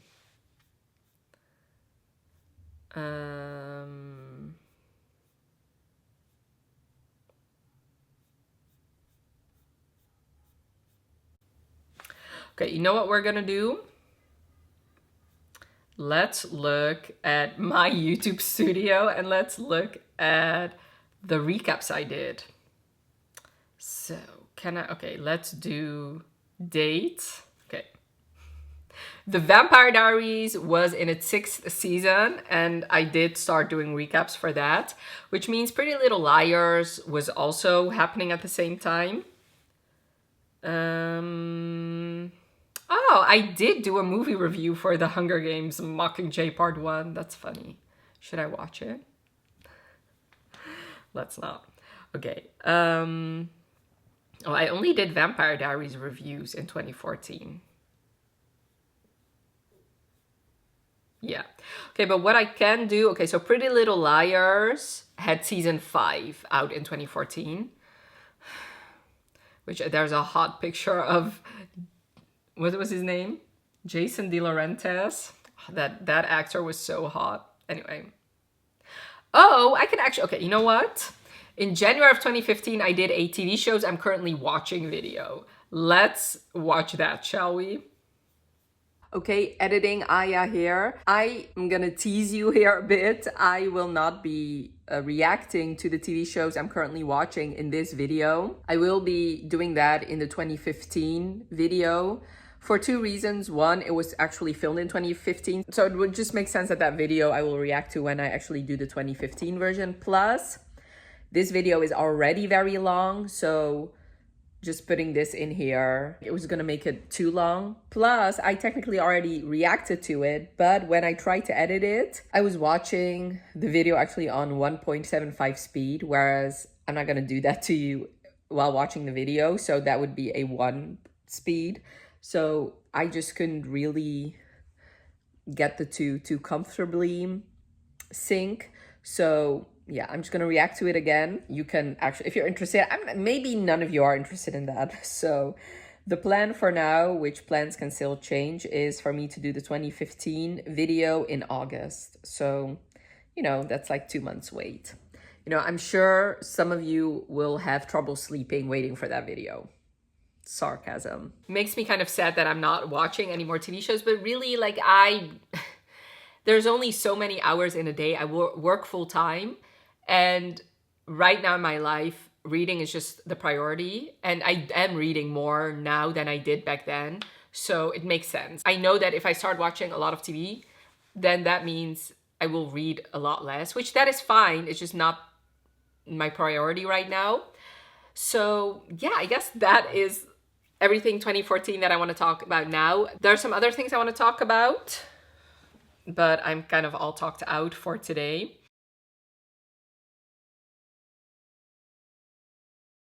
So I just made myself a iced coffee. Well, made myself. I buy iced coffee from the store and then I just put in ice cubes. I think it tastes better that way. Anyway. Yum. I am currently reading The Hookup by Kristen Callihan. I still have the old cover with the half-naked man on it, which I prefer to the new cover, which I'll leave a picture of it here. All these illustrated covers kind of start to look similar. Anyway, moving on. This is actually a college romance, which I didn't realize. I thought he was already like a professional American football player, but he's not. He's in college. He's a very good football player. Like he's if everything goes his way, then he will for sure play professionally. So you follow Drew and Anna, and they both are in this like philosophy class together, and they banter back and forth. On their first meeting, he says something accidentally insulting. He calls her Big Red because of her red hair, and she has insecurities about her weight from the past, so she immediately is insulted by that. I mean, rightfully so. So anyway, he realizes that he put his foot in his mouth, and he's like, okay, so I didn't mean it that way. So they start, you know, they have these interactions while they are in their class. But, you know, she really doesn't want to have anything to do with him. She really doesn't like being the center of attention. But both of them know that the other one is attracted to them. So one night on this during this party, they just go for it. They end up having sex. And she tells him that she, first of all, is not looking for a boyfriend. And even if she was looking for a boyfriend, she doesn't want a boyfriend like him. So they decide to just hook up. Whereas he really is interested in something more. But, you know, he realizes, you know, maybe if I can just show her that I'm a trustworthy guy, and if we have sex together, maybe I can change her mind. So he basically has this plan of winning her over and of this being more than a hookup. And she's trying to resist at every turn. But, you know, from the beginning, they do more than just hook up. Like from their second time hooking up, from their third time hooking up, they already start talking about personal stuff, about their lives, about their past. So it does feel like from the beginning, it is definitely more than them just hooking up. His parents have died, and her father left them when she was 7. And now she just has a single mom, and her mom has issues. She basically, even though they have a good relationship, her mom tends to pick her boyfriend's side over her daughter's side. So there's issues with that. So they kind of bond over those things. Yeah, where I'm at now, they're still hooking up, but it's clear like he falls first. He's very determined to be something more, and he really likes her. She likes him too, but it seems like she's not willing to actually face her feelings, whereas he is. I'm enjoying this book. Already comparing it to The Year We Fell Down, I feel like I said in that review of that book, this is also a college romance, and it feels definitely more mature than The Year We Fell Down. And I just realized while reading these books and trying to figure out, you know, what my life was like back then, if I had read it 10 years ago when this book came out, I would be the exact same age or a little bit younger than these characters. So that's fun to read about. Well, I mean, not a little bit younger. Yeah, I would be the exact same age that Anna is. Another funny thing is that they're actually, they have similar birthdays. Like his birthday is a day before hers, which I don't know. I like those quirky things when birthdays align in some way. So I am enjoying myself, but I don't know what it is about me lately. I have a feeling there's something with my eyes or with my glasses, I don't know, but I'm struggling a little bit with reading physical books. I don't know, for some reason lately ebooks it's just been easier for me, but I don't want to buy this ebook because it's a pretty expensive one and I don't want to spend money unnecessarily. So I'm reading it physically, but it's taking me a little bit slower to read, even though this is not a long book at all. It is 322 pages. Also, one thing I wanted to say, his friend Gray is annoying me very much so, and his book is going to be next. So I'm hesitant about that book because I'm not really enjoying him. But anyway, so far I am enjoying Drew. I think he's a very good character and I am just loving him. So far, I'm not really leaning towards a particular rating. If it goes the way it's going, I think it could easily get a 4 or even a 5-star. Obviously, it would depend on the last half. So let me just chug along. Hopefully, I can finish it today because it's Sunday and I was actually planning on filming today, but I ended up changing my plans because it's not really necessary for me to film. So I have pretty much the whole day to read, but also I have to clean a little bit. Oh my God, something annoying happened. So I went to the grocery store and I usually always get these iced coffees that I just talked about. And one of them opened in my bag. So my whole bag was full of this iced coffee. I had my work phone in my bag and my power bank. Both of those got soaked. So I'm hoping I didn't break my work phone because that would suck. So yeah, that was my morning. Anyway, I'd have to say Drew really cheered me up here. He did. Him and his abs. Anyway, I'm gonna continue and I will, and I'm thinking maybe I want to watch The Imitation Game today. Maybe, we'll see. If I do, there will be some clips of me actually starting it, but I don't know. I honestly, it is kind of a lazy Sunday for me. So yeah, I guess enough rambling. Let's get reading. So I finally finished the hookup, and if you're thinking this girl is only wearing one t-shirt, I will have you know that it took me 7 days to finish this 28 page book. Like, I don't know what happened. I mean, I do know. So this shirt has been washed in between then. I do have to say, so I ended up giving this book 3 stars because for me, like the first 200 pages were definitely solidly like a 4-star. And as you could see by my update in the beginning, there were a lot of things I did definitely enjoy about it, but the last 100 pages was such a struggle for me to get through. Like the last 100 pages was like a 2-star for me. So I ended up settling for a 3-star. And like it took me, like I said, like at least 4 or 5 days to finish that last 100 pages. It was a struggle for me. Mainly like the biggest things was the third act breakup. I feel like authors nowadays do the third act breakup or the third act conflict better than they did 10 years ago. It just dragged on too much. It just kept going and going and going, and I was not enjoying it because I was already having issues with the reason these two broke up.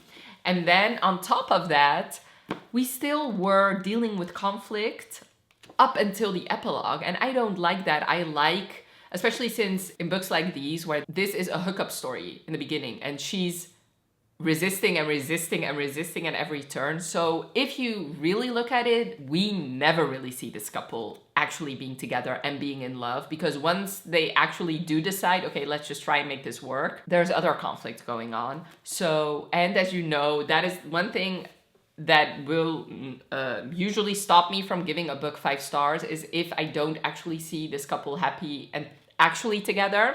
And hooking up to me is not a couple actually being together, because one of them is always kind of miserable while it's happening. So Allie, like I said in the beginning, is struggling with insecurities that I can definitely relate to. Like when she actually explains what's happening, I found myself definitely feeling sorry for her and I could relate.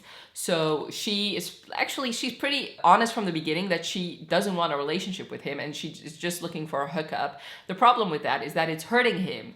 He's such a sweet guy, and every time she did something to hurt him, I just wanted to punch her in the face almost. Like I just felt so sorry for Drew.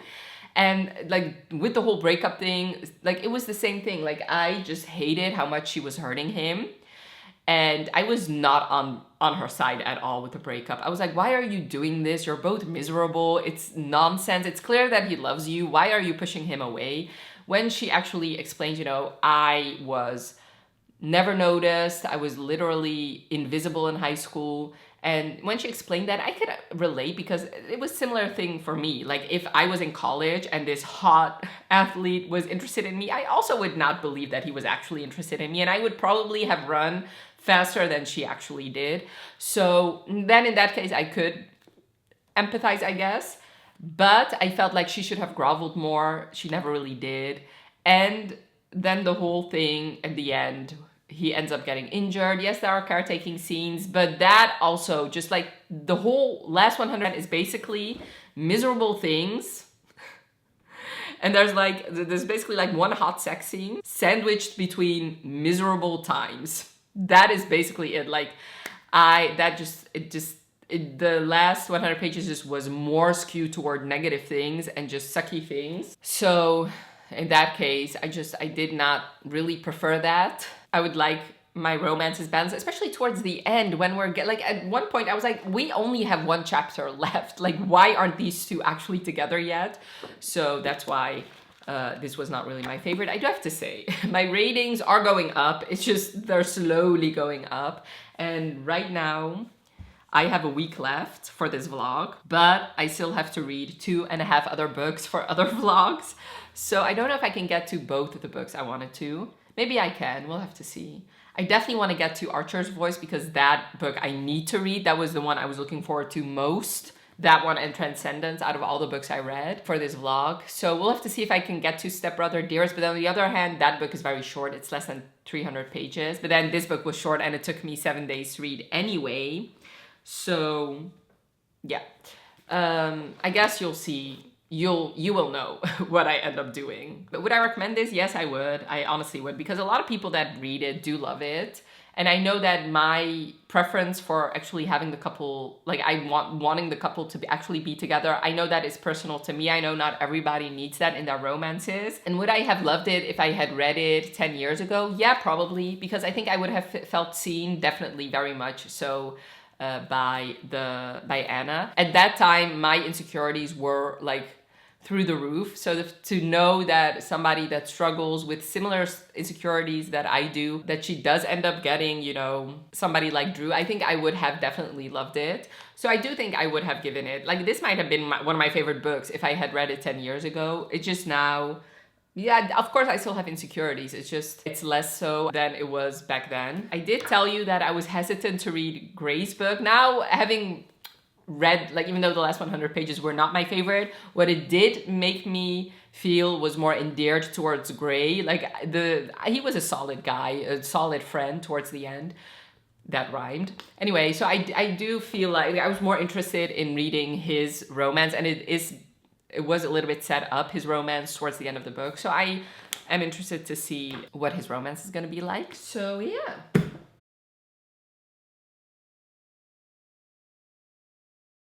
Okay, so I figured let's talk about some personal things about me in 2014. My memory is not that great. So I was thinking about this for a couple weeks actually, and you know, the more I thought about it, like the more things I could remember. But even though this was actually the year I started my booktube channel, which if you want to see my very first video, I'll leave a video linked for you. I started my booktube channel at the end of 2014. I believe it was like November or October or something like that. But I was still pretty insecure, like not pretty, like really insecure. So I don't really took a lot of pictures. So I don't really have a lot of pictures from back then, but 2014 was the year I was 20, turning 21. My birthday is in August, so like around the halfway mark, I turned 21. This was the last year I lived at home.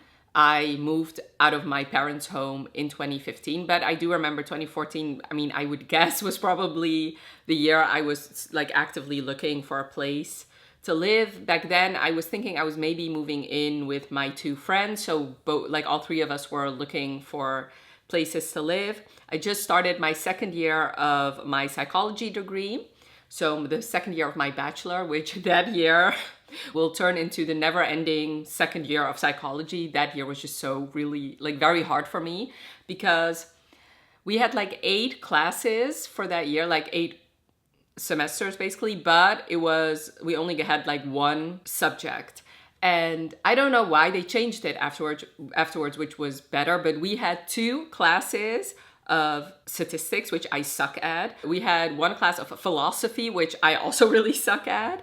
And then we had like 2 classes that was like more biological, which I also am not that good at. So even though I was studying psychology, I felt like that year, at least when I started it, had really very little to do with actual psychology. And this was the year I was still pretty social. In a couple years, I will kind of become a little bit antisocial, I guess. I would isolate a lot. But this year I didn't do that. So that was fun. There were some fun parties at uni that I do remember going to, where my crush was going to as well. So that was fun. I actually went to a couple concerts. Like, some of my favorite artists had concerts in the Netherlands that year. So One Direction, of course. I went twice and I had the best time.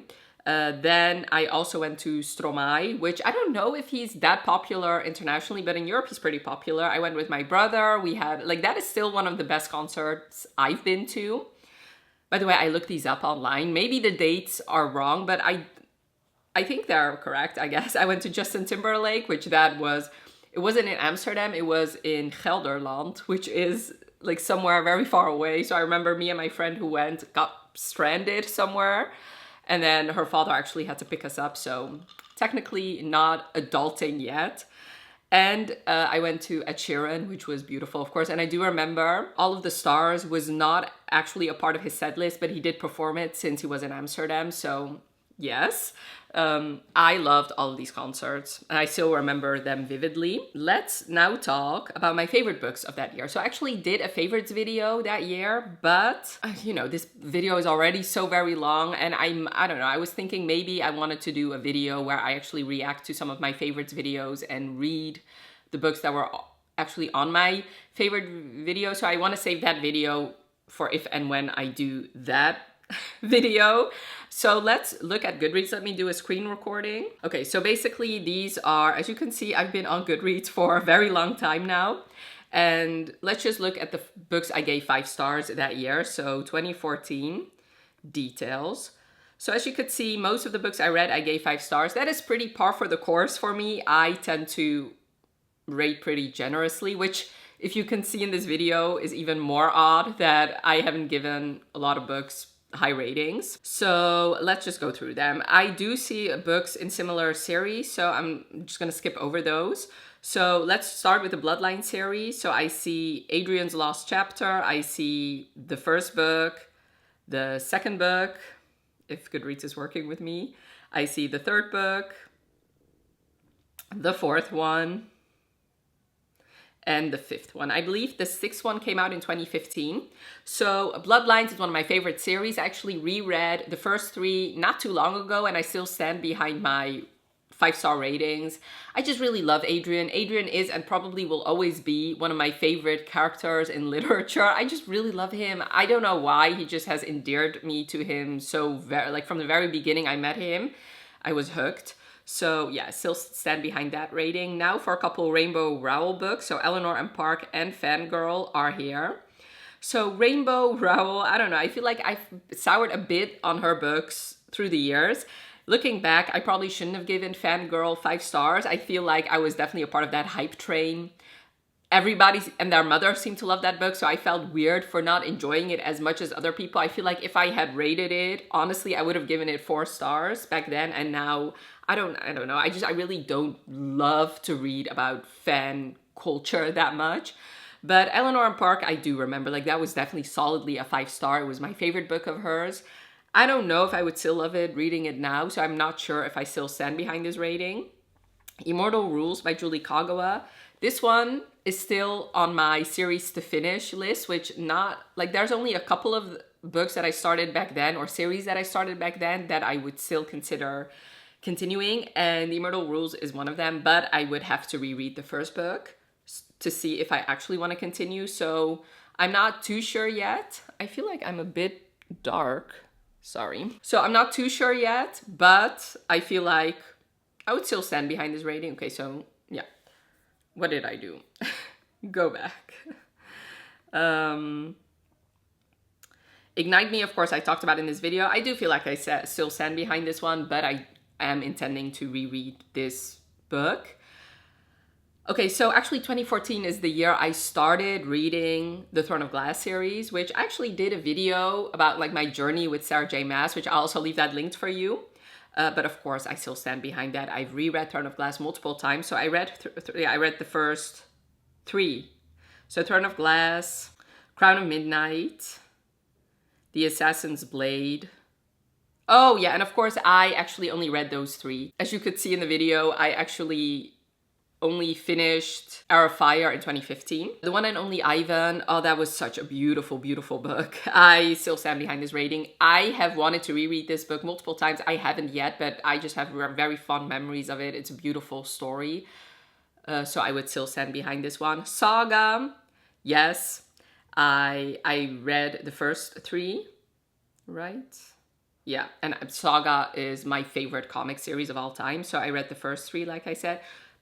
The Coincidence of Callie and Caden. So I have unhauled this series not too long ago, actually. I don't know if I would still stand behind this rating. I don't know if I would call it my favorite book. Definitely not, because I really haven't found myself thinking about this book too much. Let's talk about all of these like new adult books I read. So Coincidence of Callie Caden is one of them. Faking It by Cora Carmack, I gave 5 stars. Oh no, yeah. So this, I don't remember anything about. Losing It, I do remember really loving. Then there is The Redemption of Callie and Caden. The Edge of Never, I really, really loved. I don't know, I think I would still stand behind this one, even though I've never reread this one.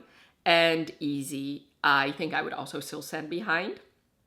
Clockwork, Angel, I love, of course. What can I say about this one? I believe I gave it 4 stars the first time though, but it starts one of my favorite trilogies of all time, and it has one of my favorite love triangles of all time. Island Happily Ever After, I don't know. It's a young adult book. I would still stand behind that 5-star rating from back then, but I don't think I would give it 5 stars had I read it now.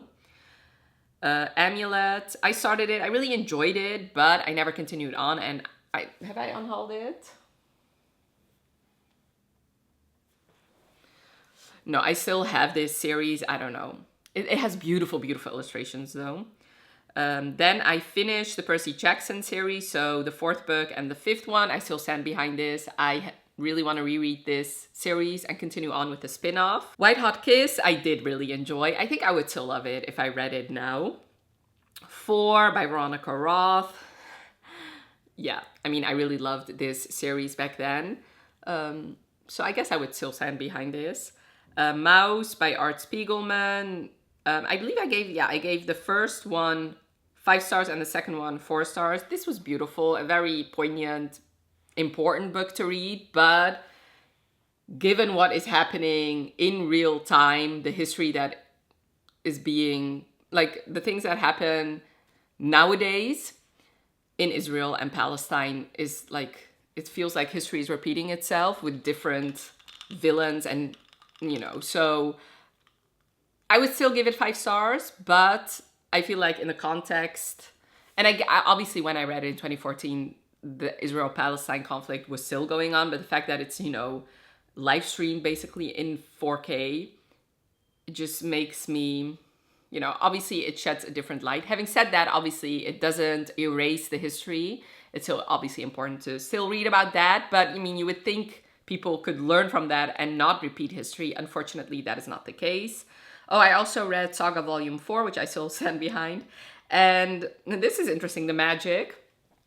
Okay, so this is actually my favorite The Secret book. So Law of Attraction, I don't know if I don't really believe in the Law of Attraction anymore. I'm more of a Law of Assumption girly. I'm not gonna get into that too much, but The Magic, I would still highly recommend because it's about gratitude basically. So it's like a book of 28 different things you have to do to be more grateful. And I really am a believer in, if you just try and be grateful for the little things, it will just make you a happier person in life. Yeah, and obviously this is tied to the law of attraction, meaning it says that if you're more grateful, more good things will come to you. And once again, I believe that.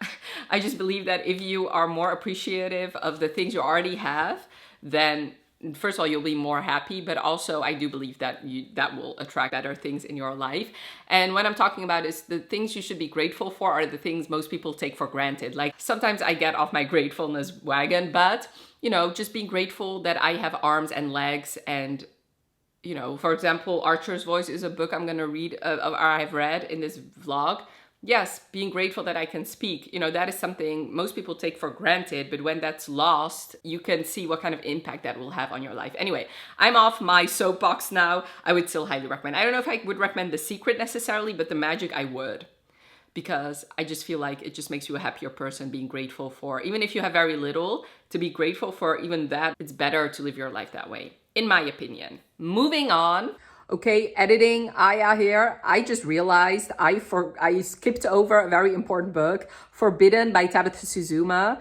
This book I remember really loving. It made me so emotional.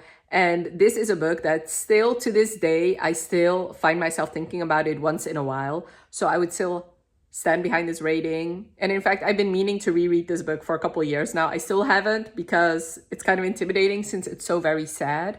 But yeah, it's not for the faint of heart though. I wouldn't recommend it to everybody, but for me, it was like nothing I've ever read before or have read since, but it was so sad. And like I said, it stood the test of time for me because I still find myself thinking about it every once in a while.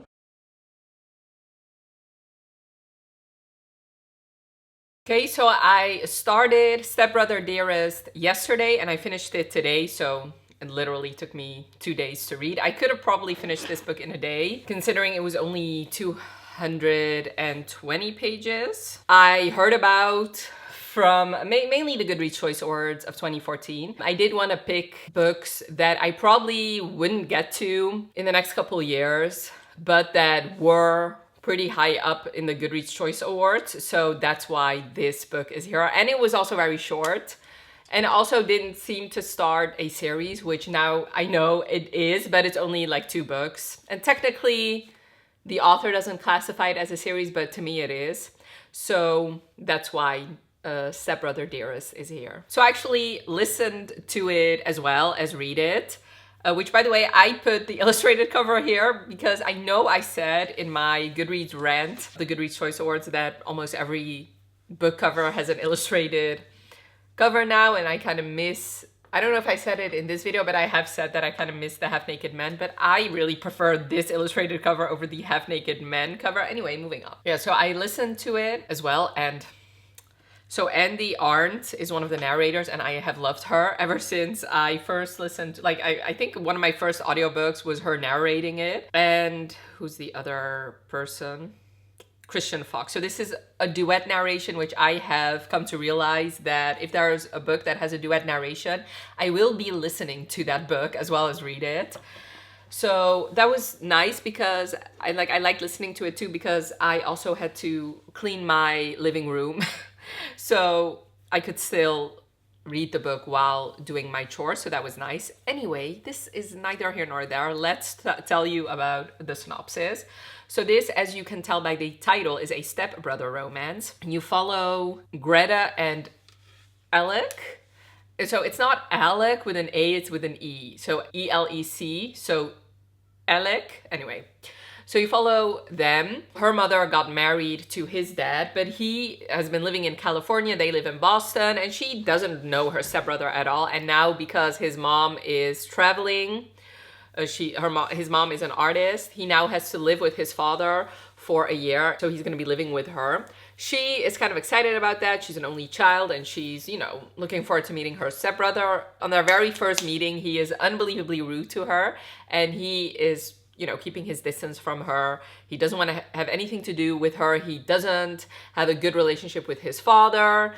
So he doesn't want to be there. He wants to go back to California. But since he's still a high school student and still 17, the beginning of this book, he cannot make that decision for himself. This book is split up in 2 parts. They're not equally divided. So the first part is about 80 pages and then the rest of the book is about 140 pages. So the first part is just them in high school with him living with her and her thinking he's very attractive, you know, eventually them getting closer, and it culminates in him taking her virginity the day before he leaves, basically. And then the second part is 7 years later, where they meet again after a tragedy hits their family, them kind of coming to terms with everything that happened in the past and also what their present looks like, because he has a girlfriend now, but she has never really been able to forget about him. So this has a hero with a pierced dick. So if you're into that, then definitely. And obviously this is a tattooed hero, as you can see by the cover. And I do have to say, like, the first half did feel a little bit like a bully romance, a little bit. It reminded me of those things. Like, some of the things he does and says, very much reminiscent of bully romances. So I really was umming and ahhing about this book because I really enjoyed the first half. Like, not even the first, I really enjoyed the first part, the first 80 pages. But the second part, I didn't really enjoy that much. So, but the first part wasn't really a 5-star for me. So I settled on a 3-star. And I think it's a little bit generous, but since, like, the whole experience of listening to it, I really enjoyed the audiobook, like I said. And, you know, overall, I was excited to read more and find out what happens next. So in that case, I think a 3-star is fitting.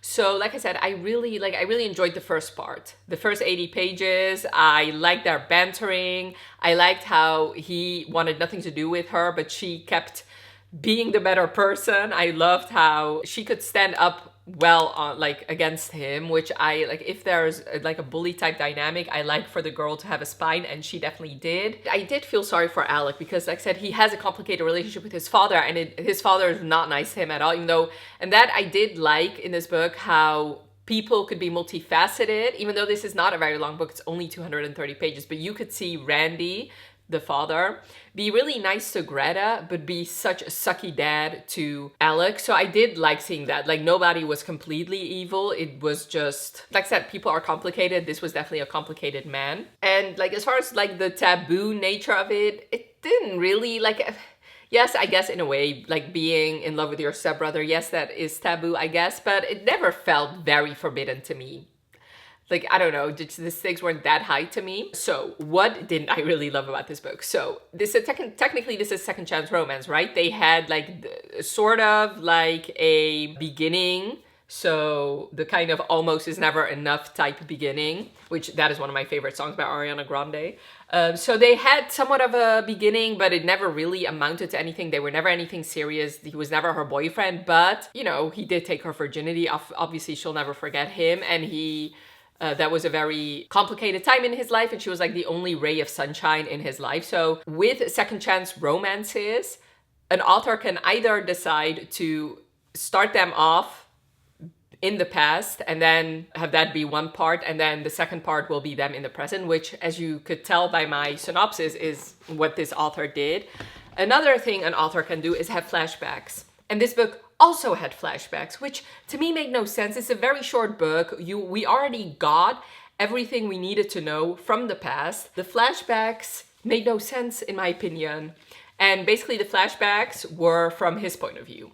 So he's an author, and basically at one point he kind of writes basically an autobiographical book, and she ends up reading it. So that is basically us getting his point of view of everything that happened in the past, which to me completely took me out of the story. It stopped the momentum completely, and it took away precious page time from the present when we already had so few pages to begin with. Did we learn a little bit from Alex's point of view? I guess, but not enough to warrant pages upon pages upon pages of us rehashing things we already knew.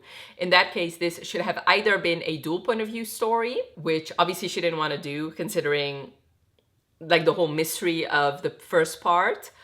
But I feel like she could have justified us just having her point of view in the first part, and then in the second part make a dual point of view. Or we should have just had just Greta's point of view and have him explain to her his past. Another, like, writing thing she could have done is, so Ali Hazelwood does this in Bride, where we, like, the entire book is completely from the female's point of view, but the beginning of the chapter is a snippet of the hero's point of view. I think she could have used, like, that, like, writing tool to maybe have us have his point of view. Or we could have still had Greta read the pages of his book, but just very like condensed it like more. Or we could have just had more pages, because we never really, like you guys know, I as a reader really love seeing my couple actually together and happy. And we never really got that in this book. That just didn't happen. Like basically it was them deciding to be together, end scene, end book. And then we got a couple pages of an epilogue. So that just hinders my enjoyment of a book then. So I don't really think I'm gonna think about this book too long. I don't think these characters will stand the test of time for me, because yes, I mean, I can't believe they'll be together forever considering they pined for each other for 7 years. But, you know, I don't know. Just to me, it feels like you never proved to me that they work together in the present, because we never actually got to see them try and be a couple in the present.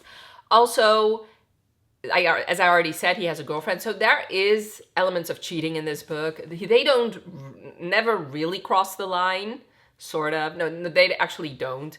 But it's clear that there's definitely emotional cheating going on here. It's clear that he 100% wants to be with Greta and not with his girlfriend. And I get, you know, it is explained in the book. So I guess I'm fine with it. I never really, like, it never bothered me. Not like another book I talked about in this video. But yeah, keep that in mind, because there's definitely, like, once they interact again, the girlfriend is also there. And the things Greta thinks about, and then later we find out the things that Alec thought about. It's just, I don't know. It makes me a little bit uncomfortable. So it's not marketed as a series when I think it should have, because there is another book called Neighbor Dearest that is the book from Alex's now ex-girlfriend's perspective. It's her book when she falls in love with her neighbor. So I am interested in that. Hopefully that, since I don't think that's a second chance romance, hopefully my big issues in this book will be null and void, basically. Let me actually see if there's a good audiobook.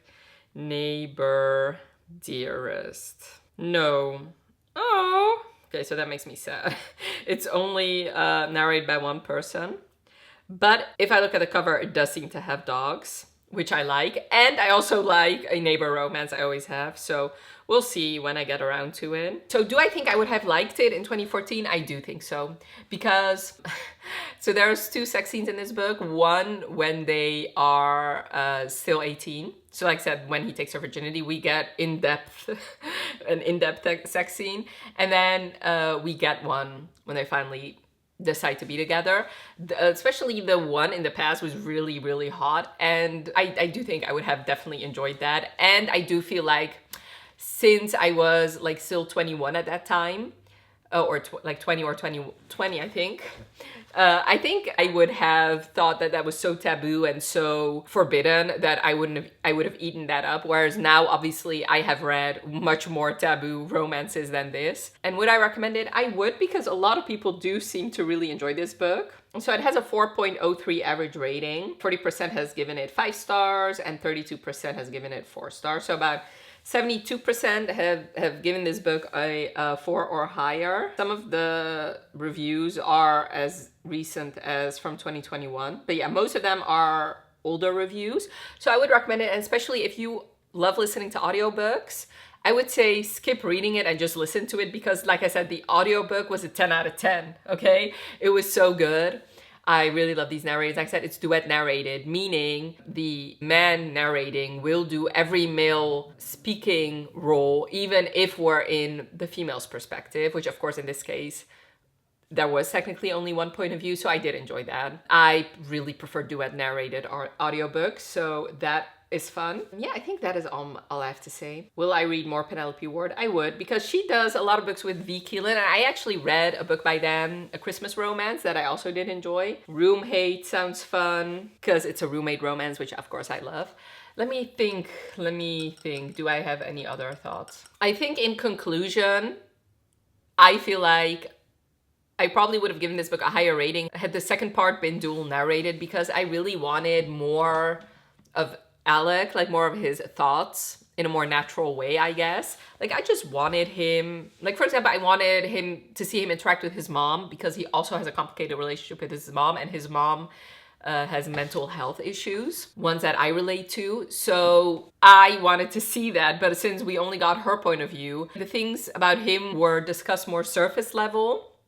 But then again, maybe that's just not what this book is. Maybe it's just supposed to be a fun, quick, smutty, good time, and that be that. Also, one thing I did want to say, this hero reminded me a little bit of Jess Mariano from Gilmore Girls. Just the fact that, you know, he comes into town when he really doesn't want to be. He's surly. He is not interested in being there at all. He's there against his will. The fact that he kind of pokes fun at the heroine, but also very much intrigued by her. And, you know, the fact that he's an author and they actually, and you know, the whole second part where they meet again, even though they had this past together, also reminded me of Gilmore Girls. So if you really love Jess, you might really love this book too. So those are my thoughts for this book. And then I do think there, Archer's Voice I will be getting to, but before that I have to read two other books, which I'm going to be reading, Caught Up by Nevessa Allen and Bury Our Bones in the Midnight Soil. I will have reviews for both those books, so check those out.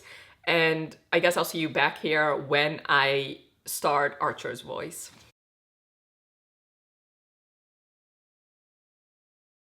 Let's talk about the top 10 popular non-romance books that came out in 2014.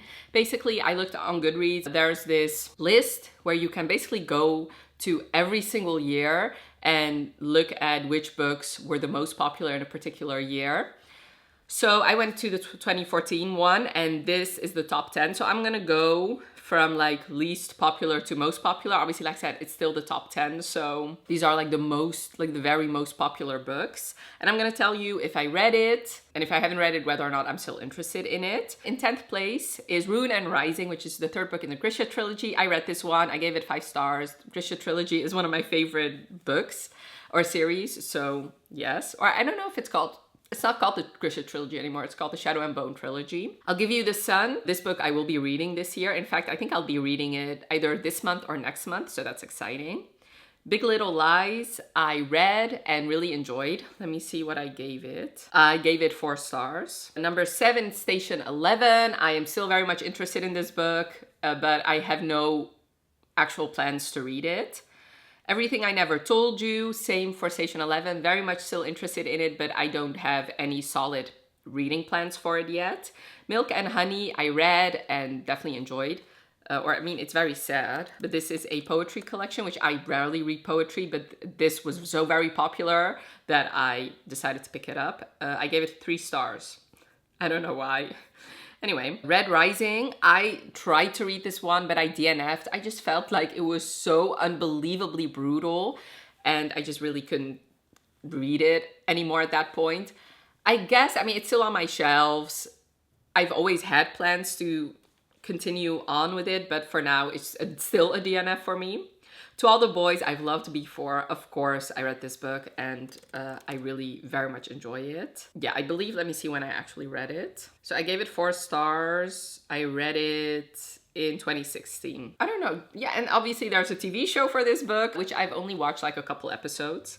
We Were Liars, which there's just gonna be a TV show. I read and I hated this book. I hated this book with every fiber in my being. Let me see when I read it. I believe I also reviewed it. I gave it 2 stars, which, in hindsight, it probably should have been a 1. I guessed the plot twist very early on. So I read it in 2014, like right around the time it came out. I remember this book being really hyped, but yeah, I don't know. Just knowing the plot twist already, or at least guessing it, just made me lose interest in the whole book, basically. And the most popular is All the Lights We Cannot See, and I'm still interested in this book, and I'll be reading this book in the same vlog I'll Give You the Sun in, so also either this month or next month. So yeah, I would really love to know if you've read, like, how many of these books you've read. So for me, I read 5, I DNF'd 1, and 4 are still on my TBR, and 2 of which I'll be reading this year. So after this year, there will only be 2 popular non-romance books of 2014 that I have not read yet.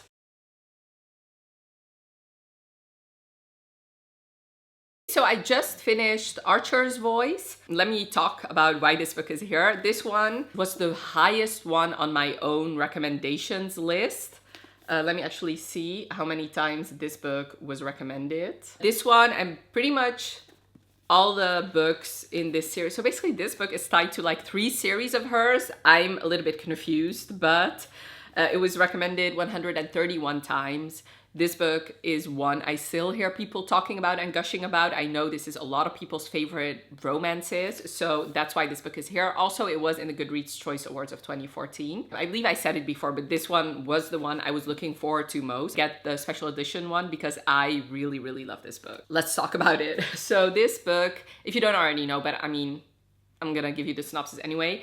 This book is about Bree, and she, after a tragedy that happened to her, she left Ohio, where she's from, and went on this road trip, and she ended up in this small town called Callihan. And basically she doesn't really know what she wants to do with her life. Her father died and her mother died like years ago, so she only had her father, and now that he's passed away, she doesn't really know like what she's gonna do with her life.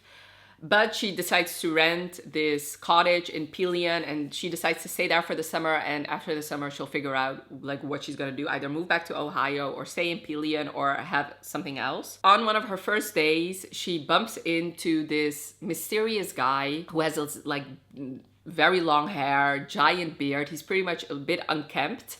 And she starts talking to him. He doesn't talk back. She's confused. Eventually she starts asking about him, and she finds out that he is speechless. He cannot, or I mean, at least he doesn't speak. He's the town recluse, and people kind of just stay away from him. And she decides to make it her mission to kind of befriend him because she actually knows sign language. So people in town think he's deaf, and her father was also deaf. So she knows sign language. So she figures, you know, I'm probably the only one in town who can actually communicate with him, or maybe I can teach him sign language. So she shows up at his house and starts communicating with him, and she realizes that he actually does know sign language.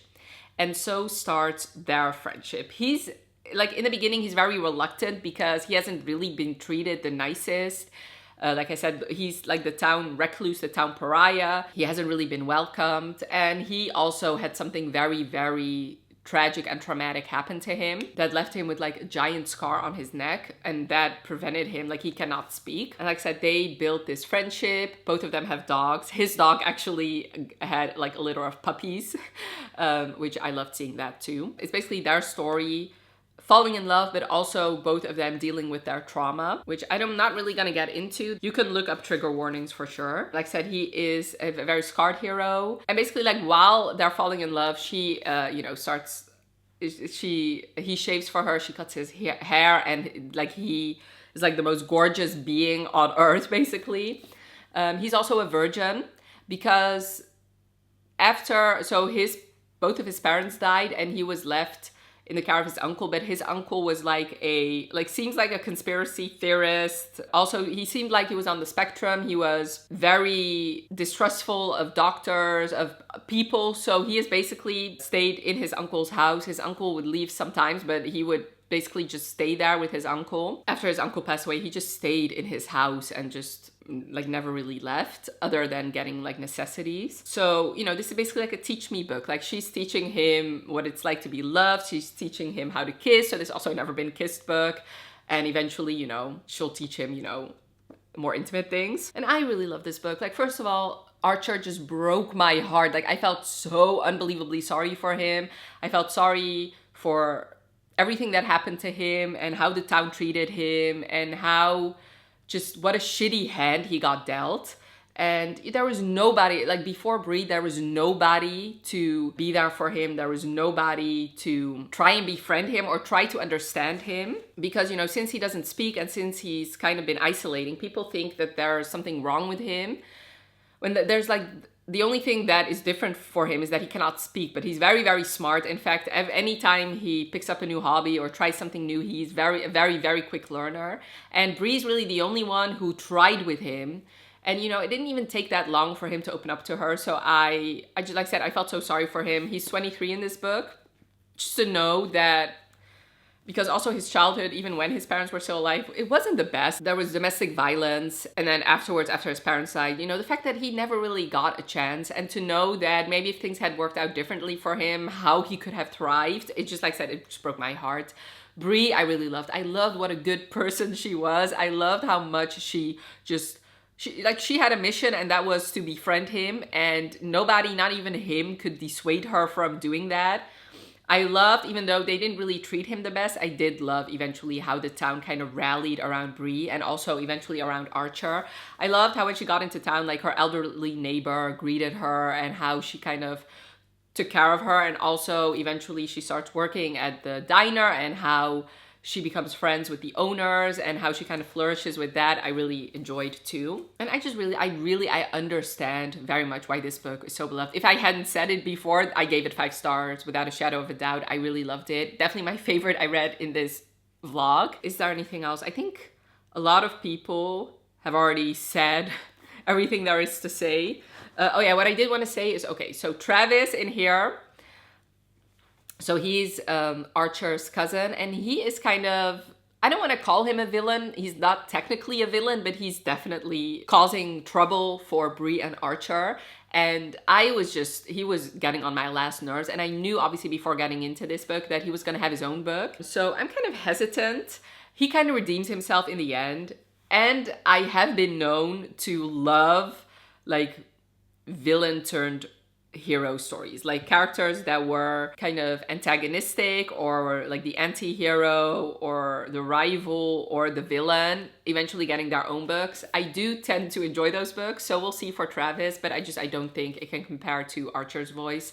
Like I said, I can 100% understand how this book stood the test of time. It was beautiful. The writing was beautiful. This is mostly from Bree's point of view, but I did love how she sprinkled in Archer's point of view every now and then. So I did love getting his perspectives, and obviously the scenes of when he was 7 years old, once again, like I said, just broke my heart. I just wanted to hug little Archer and grown-up Archer. And what I also enjoyed is how the story of his parents kind of became like a lore in this town. I did enjoy that too. I don't know why, but I just liked hearing about that. And even though that obviously ended in tragedy, I wouldn't have minded if he gotten more of like his parents' story. So yeah, I think those are my thoughts. I don't want to ramble too long because this video, like I said multiple times, is already very long. Editing Aya here for the last time. In my rush to kind of end this vlog, since it is over 2 hours long, I forgot to actually give my in-depth thoughts on Archer here. I mainly talked about how sorry I felt for him and how I just wanted to hug him, which is true. But, you know, I just really loved his character progression in this book. I loved, like, his personality of mastering things that he's learning. I just love how that was related to him falling in love. I just love how he took his cues from Bree and how he was just, even though he's 23, especially in the beginning, like obviously he read younger considering how inexperienced he was, but he just went out of his way to master everything she taught him in and out of the bedroom. Like I just loved how perceptive he was, how he wanted to do things to please her. And I just loved how much he loved her and how he loved her specifically. Like just little things to brighten up her day, little things to show how much he cared for her. And there's a third act conflict in here that also made sense for the character and for the story. So I feel like this book did everything right. And yes, like I said, I talked about Archer and how he obviously had a lot of character progression, but he was also a very attractive character. Like I could definitely understand why she fell in love with him.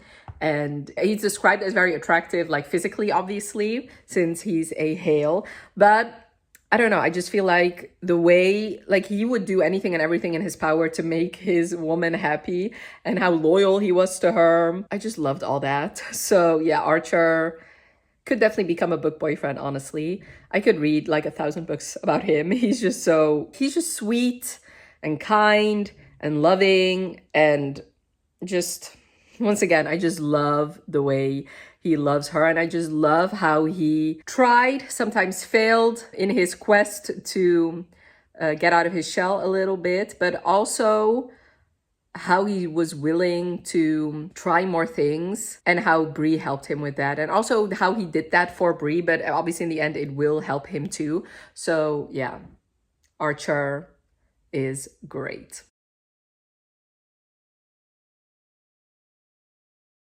In conclusion, let me just give you my average rating. So I read 5 books in this vlog. The Year We Fell Down by Serena Bowen, I gave 2.5 stars. Transcendence by Shay Savage, I gave 2 stars. The Hookup by Kristen Callihan, I gave 3 stars.